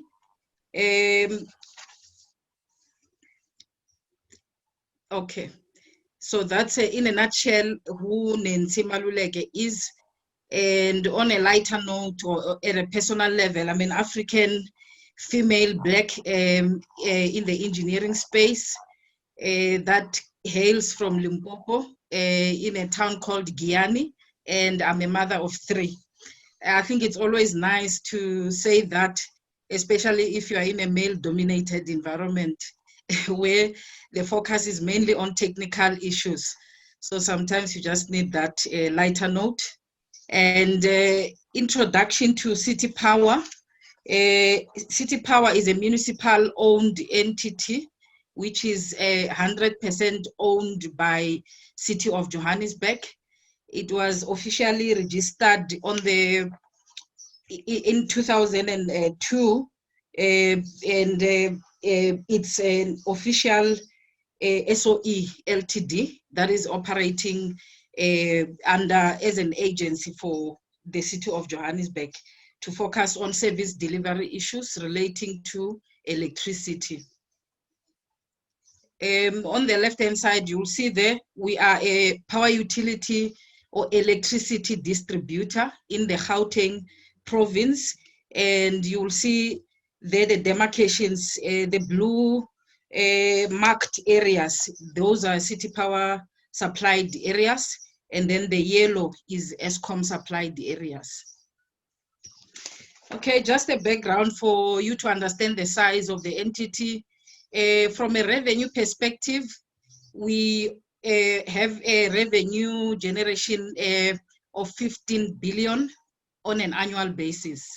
And that is my space as a group executive in metering services, which is the revenue stream within City Power. And our customers, we have over 400,000 customers. And you'll see the background is actually driving to what type of opportunities are available for women to access. We actually have 1% of our customer base, only large power users. But in terms of revenue generation, they contribute to 60%. So this drives the transformation from a City Power perspective, from becoming an electricity distributor company to an energy company because of the new changes that are happening. And as you can see on the next slide, the external impact or environments that are influencing the business transformation, we need to operate differently as City Power. We are transforming from just being an electricity distributor to be an energy company that would partner with the public, the private, and other, even our own customers, to ensure that we are driving energy solutions to to our customers. Okay, then in terms of the risks profile, we are saying from a macro level, you can read there that we've got issues of low economic growth, and we've got issues of disruptive technologies that are introducing new ways of doing business. And from an industry perspective, we've got the challenge of supply and demand balance. As you all know, the experiences that we are going through from a load shedding perspective, and we've got challenges of the affordability of customers on our cost of electricity. And although the municipality is not recovering in full in terms of what it actually costs us to generate and supply the electricity. And then from a City Power perspective, we are also facing challenges. I think maybe the other previous speakers would have touched on. There's revenue challenges. We've got liquidity challenges as municipalities, which is not unique to City Power, but in the industry at large, where we've got a high cost of generation, and yet the recovery rate from a revenue perspective is low due to those non-technical losses, challenges which are caused by theft and vandalism, and also issues of an aged asset that causes outages and hence no supply of power. Okay, we can move to the next slide. Those challenges are actually introducing new ways of doing business in the power utility and electricity business. We are saying we need to introduce the energy mix strategy in alignment with the IRP 2019 from the Department of Energy. And we are also shifting to align with the 4IIR technology. And we are also need to change our business model to align with the new way of doing business. We need to secure our financial sustainability, and we need to make sure that we have a smart utility, and that for us to do that, we need to partner with the private sector, with our suppliers, with our customers to achieve all that. And this is just an outlook in terms of the future from a South African perspective, that we need to introduce alternative energy solutions, which, as you can see from coal, we need to reduce. We are shifting from an 80% base load of using coal generating plants to a 46% level, and hence introduce the gas, the wind, photovoltaic, and other renewable energy generation methods. So what we are saying is, as City Power, we are participating. We are ensuring that we have our own local energy mix strategy that is in turn introducing opportunities to energy companies. And in this instance, because we are dealing with the assisting women to participate, so the knowledge is out there, that we are saying from a City Power perspective, we've got about 8 streams from an alternative energy perspective. We are still at conceptual stage, where we have approved our pillars, which is our gas, PV, waste to energy, battery storage, and gas and LPG, electric vehicles. All of them are in a project charter, which is not part of this presentation, but it's just a high level in terms of what are the areas that City Power is going to focus on. And also in alignment with the mayoral requirements, we are saying as City Power, we need to have our own self-generation, and we also need to partner with IPPs to be able to have that energy mix strategy achieved.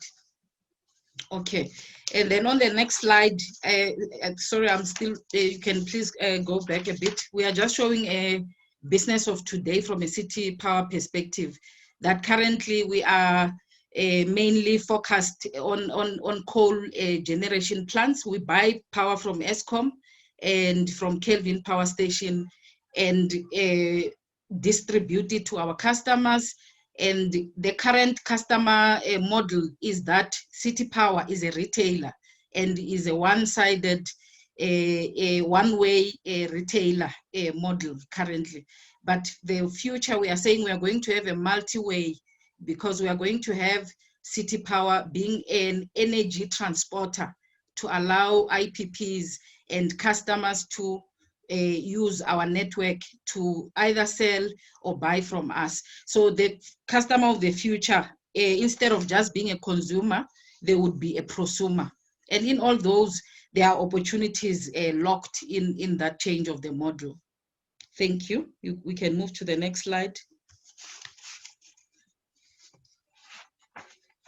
And other opportunities that are introduced by the current problem statement, it's so technical. I hope that that the audience can gather, because there's also graphics there.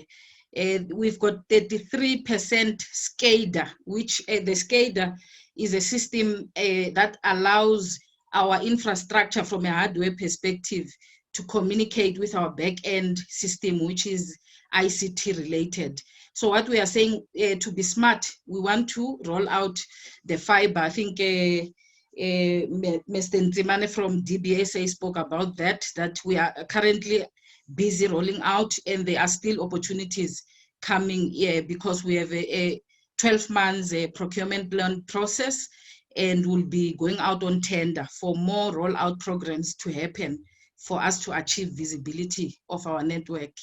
And then also from a maintenance perspective, we are currently more reactive when it comes to maintenance, and our drive is to become more predictive, which means we need to have more planned maintenance that would be happening, which is also an introduction to a new opportunity for women to participate from a maintenance of infrastructure perspective.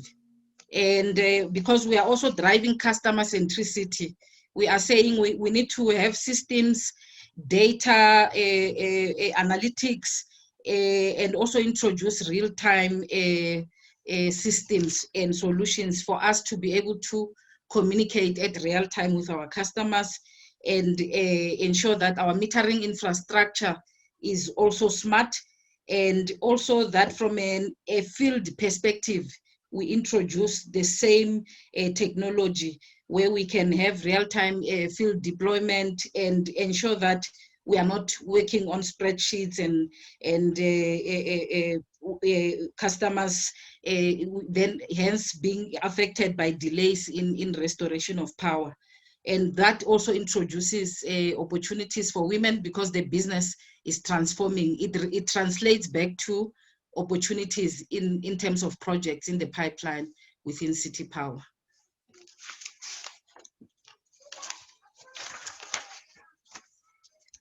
Now, this is the future view or future architecture that we want to see at City Power and at many of the power utilities. We want to make sure we have a smart utility where, from a power plant perspective, we've got renewable energy participants, as you can see on the slide there, that we will also have a grid integration for distributed generation that will connect into the City Power network and also allow IPPs, large power users, and even domestic customers, as I spoke about, the prosumer customer of the future. And we also want to interface from a smart system perspective with our customers, where we give our customers more power and control in terms of managing their energy usage and being able to sell back power to our grid. We can move to the next slide. This is the power network in terms of the telecommunication infrastructure of the future that we want to achieve. And it's also in the pipeline. It's currently in our procurement plan for the current financial year and the next 2 years. So we'll be rolling out and we'll be going out on tender for a business to participate in those projects. It's another stream, the data stream, which we are also driving very hard for us to enable the smart city and to be able to be in control of our customer base and to have visibility of our infrastructure. Also, this is an entrepreneurial focus area, which is going to be very big, and currently it's on our key strategic pillars. Okay, so now I think from a simplified perspective, we are landing in terms of what is City Power doing to ensure that we enable women to participate, or Black-owned businesses. So as City Power, we are currently also, it's a project that we are running with. We have developed an enterprise and supplier development strategy, and with the aim to streamline enterprise and supplier development initiatives. And this will enable women and other Black businesses to participate, because it's targeted and it's directed to ensuring that we pivot your participation in this in our business. The strategy was approved by board last financial year, and currently we are going on we have approved the purchase order to have a strategic partner that would then facilitate the programs from an enterprise development, supplier development, and enterprise and skills development programs. And you will see, as you know, we are a service provider company, so that's why we outsource from a strategic partnership point of view, because we need customers. We've got our day-to-day business that we are also driving simultaneously. So these are the pillars, key pillars that are promoting the participation of all Black-owned businesses, which includes women companies. The first, I think it's part of the previous slide, we are saying we are going to promote development of SMMEs by ensuring that our policies and our processes are aligned, and we have an implementation plan that is ensuring we are driving to get there. And at the same time, it's also a key performance indicator for the supply chain team. And we are reporting at ExCo level and at board level in terms of the progress that we are making. So this is going to be out in the market as well for a strategic partner that would assist us to facilitate. And in our strategy, we're also promoting for collaboration with existing large companies that are already participating at City Power. From a subcontracting point of view, where we will allow a certain percentage from them to subcontract with smaller companies or designated group-owned companies that includes women. And we are currently also doing the EPWP, which is also being monitored from an ExCo perspective and board and all the way to the city. Okay, and then the slide that shows opportunities in the key areas. So I've focused mainly on the 3 streams, which are our core business within City Power, which is the revenue management stream, and engineering and operations, and then data and ICT space. These are real projects. It's not just a list. These are in the upcoming tender process that would be out in the next month or 2. And I've just extracted some of them just to show what type of projects companies or Black women-owned companies in energy can prepare themselves in.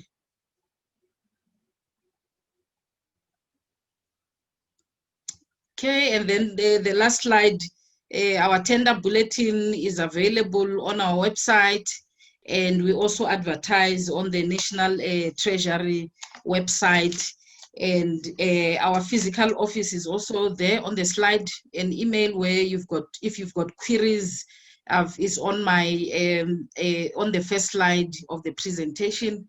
And thanks a lot for listening.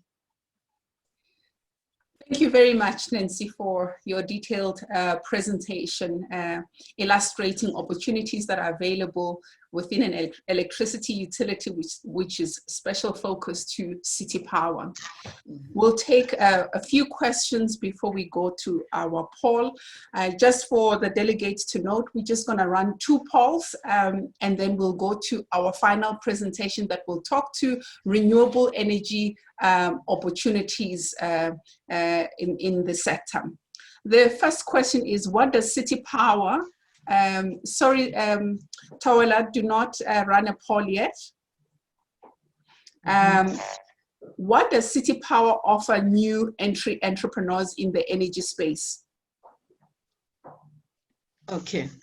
in the energy space, as I've mentioned, our procurement, our targeted procurement process, which we have now approved, and it's going to be implemented this current financial year. It was approved last financial year, where we are saying we'll do a pre-qualification of the criteria for preferential procurement, which is in alignment with the National Treasury Preferential Procurement Policy Framework Act of 2000.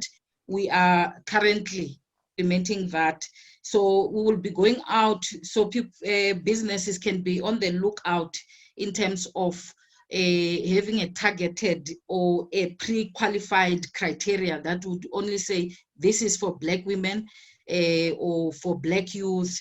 And we are going to predetermine the budget. That's why it went to board for approval to say such a percentage must be directed to women. So I think there was also, I think it was Rose who said the new players, how do they start participating? So that program will even enable new players, because as you saw in the strategy for supplier development, we are going to do technical and non-technical training and also facilitate partnerships with existing well-established companies, and women can participate. But if the women are already at a certain criteria in terms of a track record and compliance, they can directly bid for those projects because they are open for all.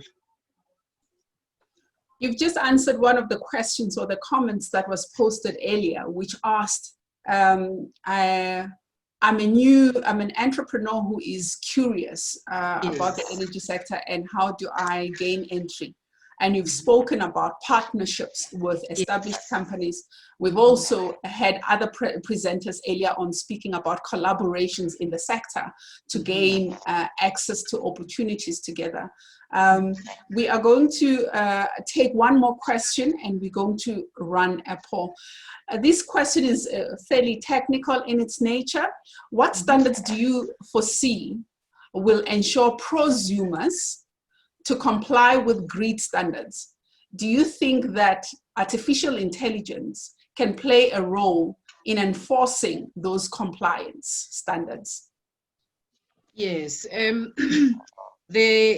terms of the standards that we are complying with, we are working closely with other power utilities like Eskom for the NRS, which is the National Regulator, Energy Regulator standards. We've got NRS 057 that speaks of the smart grid and the metering technology that City Power participates together with Eskom and other power utilities. And once it's published, it becomes public knowledge for suppliers and interested parties to familiarize themselves and also comply, so that when you bid, you can meet those minimum required standards. There's also NRS 047, which is a technical one, and there's also NRS 048, which is customer-centric forecast, which is also available in the NERSA website.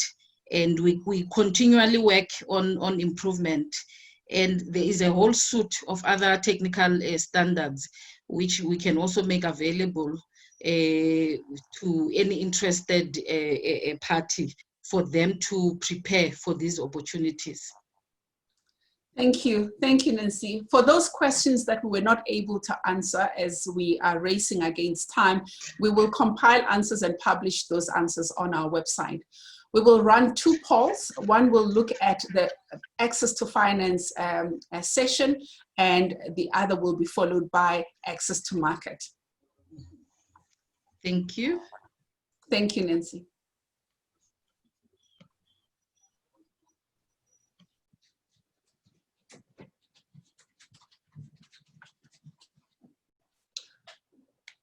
We encourage our delegates to please participate on the poll. It helps us to fine-tune the content that we share on our webinars. As I mentioned in the beginning, we plan to host quite a number of webinars from this year all through to 2020. And so your feedback helps us to fine-tune the content that we are sharing.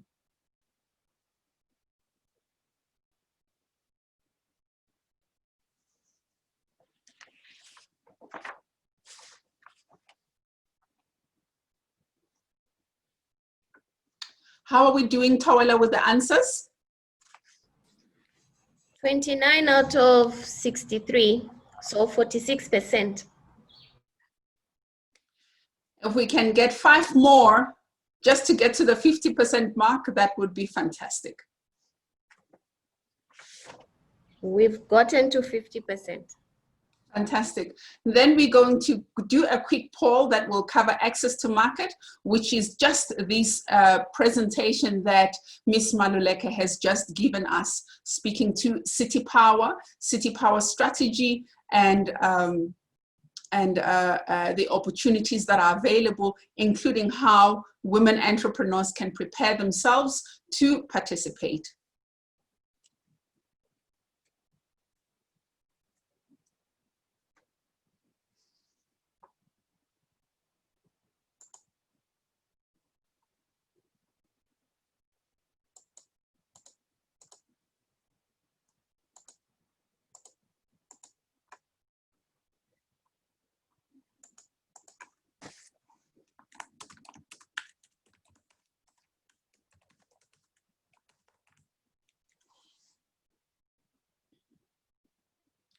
Great. I would like to welcome our speaker, who is going to talk to us about access to opportunities in the renewable energy space.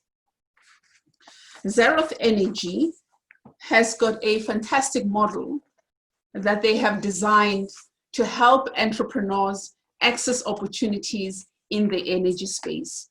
And when we talk about the renewable energy sector, we work with stakeholders in the sector to share credible and current market information on developments in the renewable energy independent power producer procurement program, the AWEaP program. Recently, the Department of Mineral Resources and Energy in South Africa issued a request for proposals for risk mitigation independent power producers procurement program. This program seeks to procure 2,000 megawatts from a range of energy sources and technologies to address energy supply security in the country. I encourage you to visit the Independent Power Producer Office website, where you will get information on this request for proposal and the conference that it has been set for the 25th of September, where the office will be talking more about this procurement program. Zeroth is going to be represented by Mr. Humphrey Mzengwa, who is going to speak about this innovative model that helps entrepreneurs gain entry into the renewable energy space. Humphrey, the stage is yours. Thank you very much, Becca. Good afternoon, all. My name is Humphrey Mzengwa. I'm a co-founder and managing director of Zeroth Energy. Zeroth Energy is a platform where renewable energy EPCs, financiers, brokers, and the market meet. And we offer domestic, industrial, commercial, and utility scale projects. My presentation today is going to focus on renewable energy trends globally, renewable energy development challenges, opportunities in South Africa and the region, entrepreneurial opportunities for women in the renewable energy value chain, funding for renewable energy projects. Renewable energy trends globally. The year 2019 saw a stable market for renewable energy technologies with a total of 181 gigawatts of renewable energy power being added. We saw a consistent pace compared to 2018, and the number of countries integrating high shares of variable energy keeps rising. Progress once again was concentrated in the power sector as renewable energy become increasingly cost-effective and cost competitive compared to conventional thermal generation. Renewable energy provided an estimated of more than 26% of the global electricity generation by year end, and this uptake was driven by targets and stable policy by most governments. In the sub-national level, a growing number of local governments in many regions, including South Africa, with special mention to the city of Cape Town, are becoming leaders, setting more ambitious targets than their national counterparts. We have seen Cape Town introducing net metering at domestic level, which has continued to play a critical role in rapid development of the industry in general. Developing and emerging economies continue to increase deployment of renewable energies. And distributed powers, which are basically your microgrids, have further helped to spread energy access to households in remote areas. And this drive is mostly by NGOs and the private sector. With a global investment of renewable energy decreasing in the previous year, that is in 2019, developing and emerging economies again provide half of all investments, which is your sub-Saharan Africa and Asia, with microgrids empowering disenfranchised communities sparing the growth. In my next slide, I'm going to talk about renewable energy developments, challenges and opportunities in South Africa and the region. Of the 60 people who live in South Africa, 60% live in urban areas and cities. Rapid urbanization, coupled with economic and population growth, has led rising energy demand at the municipal level across South Africa. South African government, industry, and cities have become leaders in renewable energy development. Increasingly, the government and cities are adopting some of the world's most ambitious targets for renewable energy, putting them at the forefront of the rapidly expanding renewable energy movement. Renewable energy initiatives are often linked to a wider country goal and urban planning efforts driven by environmental, socio-economic, energy security, and governance objectives. The opportunity is in South Africa and the region is that South African government has started to put in place supporting policies to support the use of renewable energy in power, heating, cooling, and transport to address the power shortages, which has given birth to a crippling load shedding across the country. And this general trend, we can also see it in countries like Zimbabwe, Zambia, Mozambique, Malawi, going further up. The challenge, while the renewable energy program has lost credibility due to, and this is also across Africa in general, politics, corruption, mismanagement, and policy, especially on the policy level, is where we are seeing a failure in the uptake of renewable energy in general across Africa. However, we've recently seen a spectacular turnaround with the Department of Energy in South Africa issuing an emergency power procurement program targeting 2 gigawatts of solar PV by end of 21, and increasingly 5 gigawatts in the next 5 years as part of addressing the country's power shortage. So I'm going to show the updated energy mix of South Africa. In the table, you can see that there is a departure from coal as we progressively move towards renewable energy domination in the power sector. As you can see, there's a lot of decommissioning of coal-fired plants, with 2019 peaking at 2,373 megawatts, and the introduction of renewable energy where wind and solar are leading with a consistent minimum of 1 gigawatt per annum for the next 10 years, which is very commendable because we are going to see solar PV, wind, concentrated solar, and other renewables tipping off the current base of 37,000 or 37 gigawatt of currently coal-generated power. Drivers for renewable energy opportunities for women. As South Africa and the rest of the continent continue advancing renewable energy in their efforts to achieve a wide range of interlinked economic, environmental, economic, and social goals, including mitigating climate change, reducing air pollution, improving energy access, and enhancing energy security. Renewable energy industry is poised to continue growing and offer more and more opportunities in future. Building on these drivers, South Africa is advancing renewable energy as a means to provide industry, commercial, and urban services such as electricity, heating, cooling, and transport. South Africa and the rest of Africa is also developing cross-sectoral approaches, for example, using urban waste and wastewater streams as feedstock to produce biogas, biomethane, and other renewable energy sources. Zero Energy is positioned to increase cooperation with key stakeholders and accelerate the transition to 100% renewable energy cities by 2020. How do we do this? We are going to provide new technologies, or we are currently providing new technologies across the value chain of the solar, wind, and other renewable energies. With women participation below 30% across the sector, Zero Energy and its partners are working with African Women in Energy and Power, as well as the South African Institute of Energy and Power, to provide access to women entrepreneurs in the renewable energy value chain.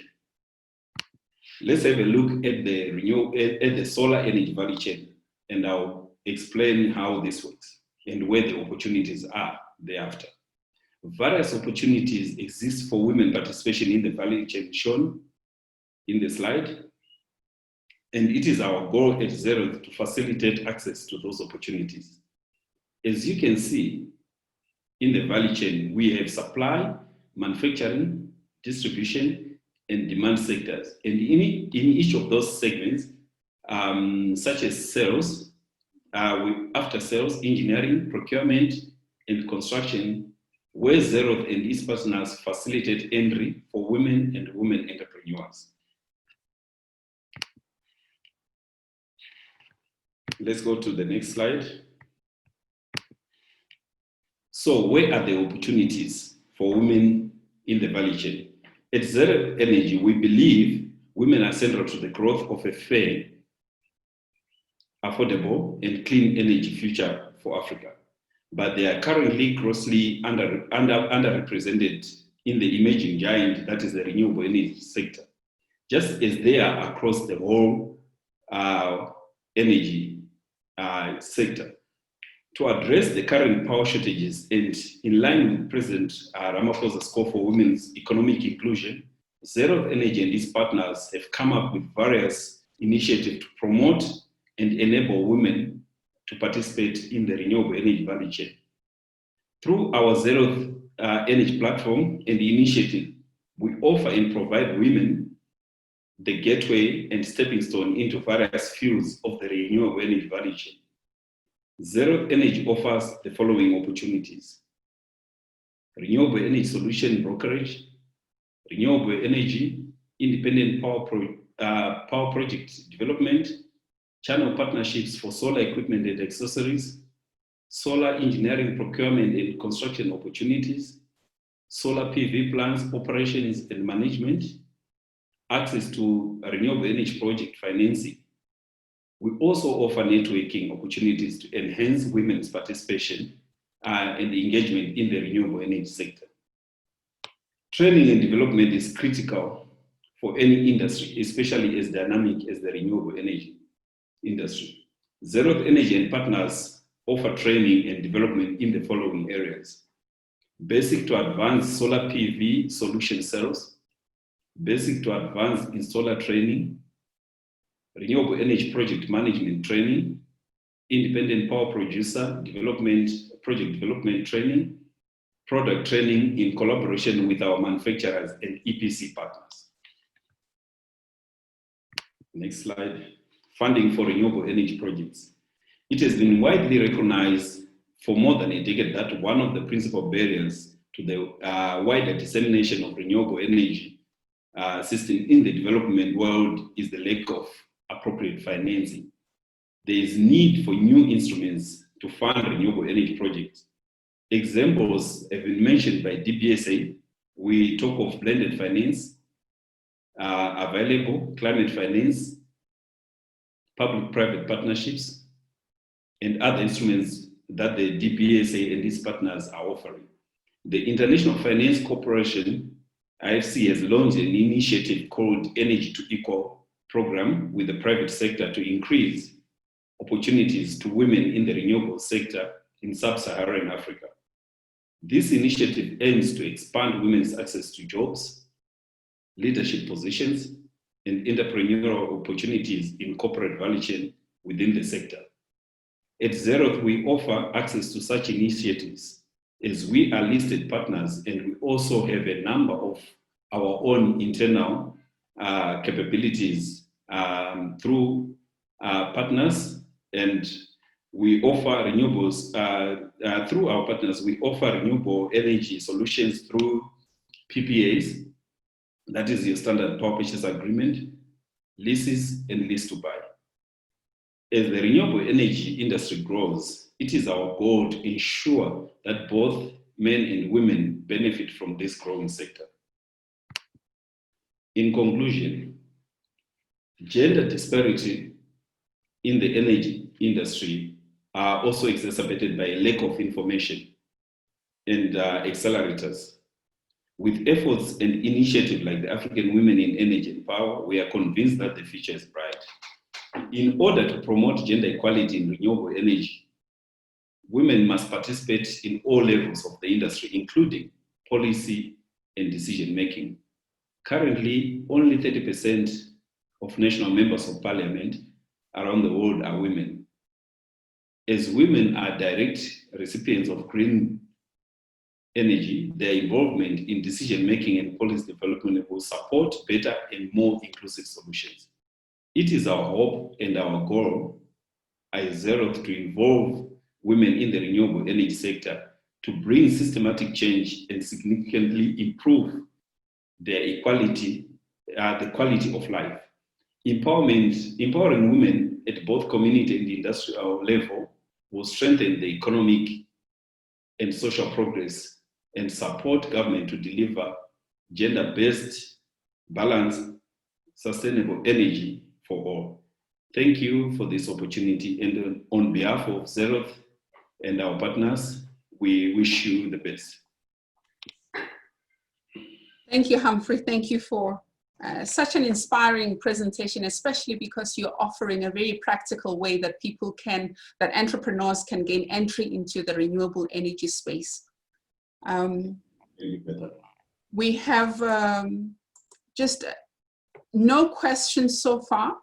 I want to ask the delegates that are attending to join us in answering the poll on the presentation that Humphrey has just given, and I'm also cognizant of the time.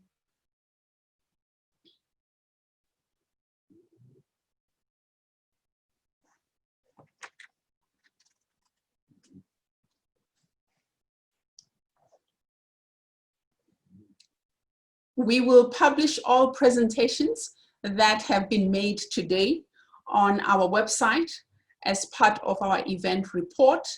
We also invite you to our next webinar that will take place on the 11th of November, 2020, which will focus specifically in two areas: access to finance and access to market. How are we doing, Tawela, with our poll?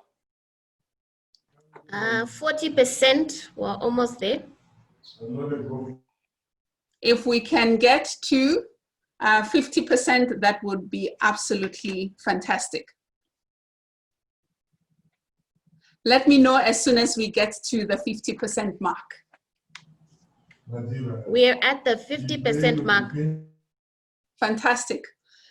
Ladies and gentlemen, it's been a pleasure to host you I want to thank you for staying throughout the webinar. It was a long webinar, 2.5 hours, but we've had such inspired presentations from incredible leaders in industry who have committed to sharing information and resources to enable and accelerate women participation in the energy and power sector.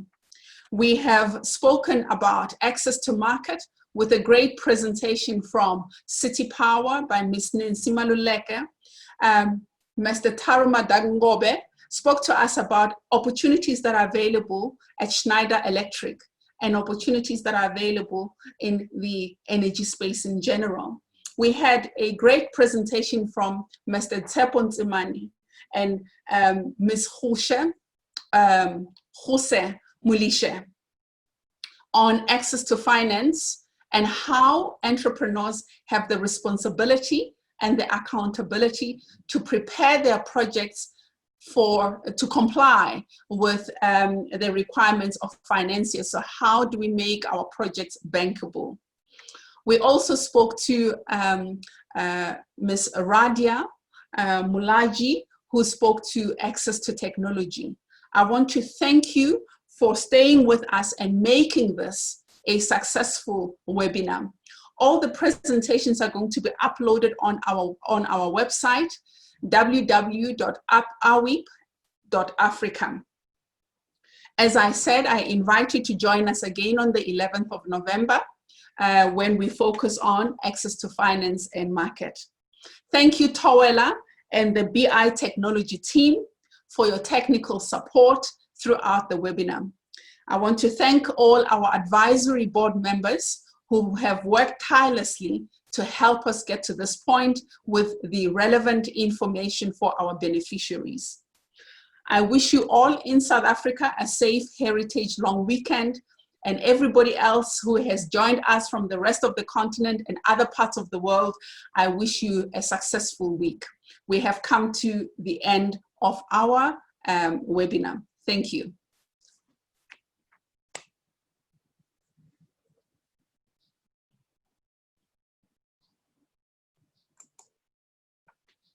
To prepare entrepreneurs to qualify for financing. Jose, the stage is yours. Wow. Thank you, Bertha. Thank you, everyone. I hope you can hear me. As Bertha has already said, the name is Jose Moleshe of Energy Solutions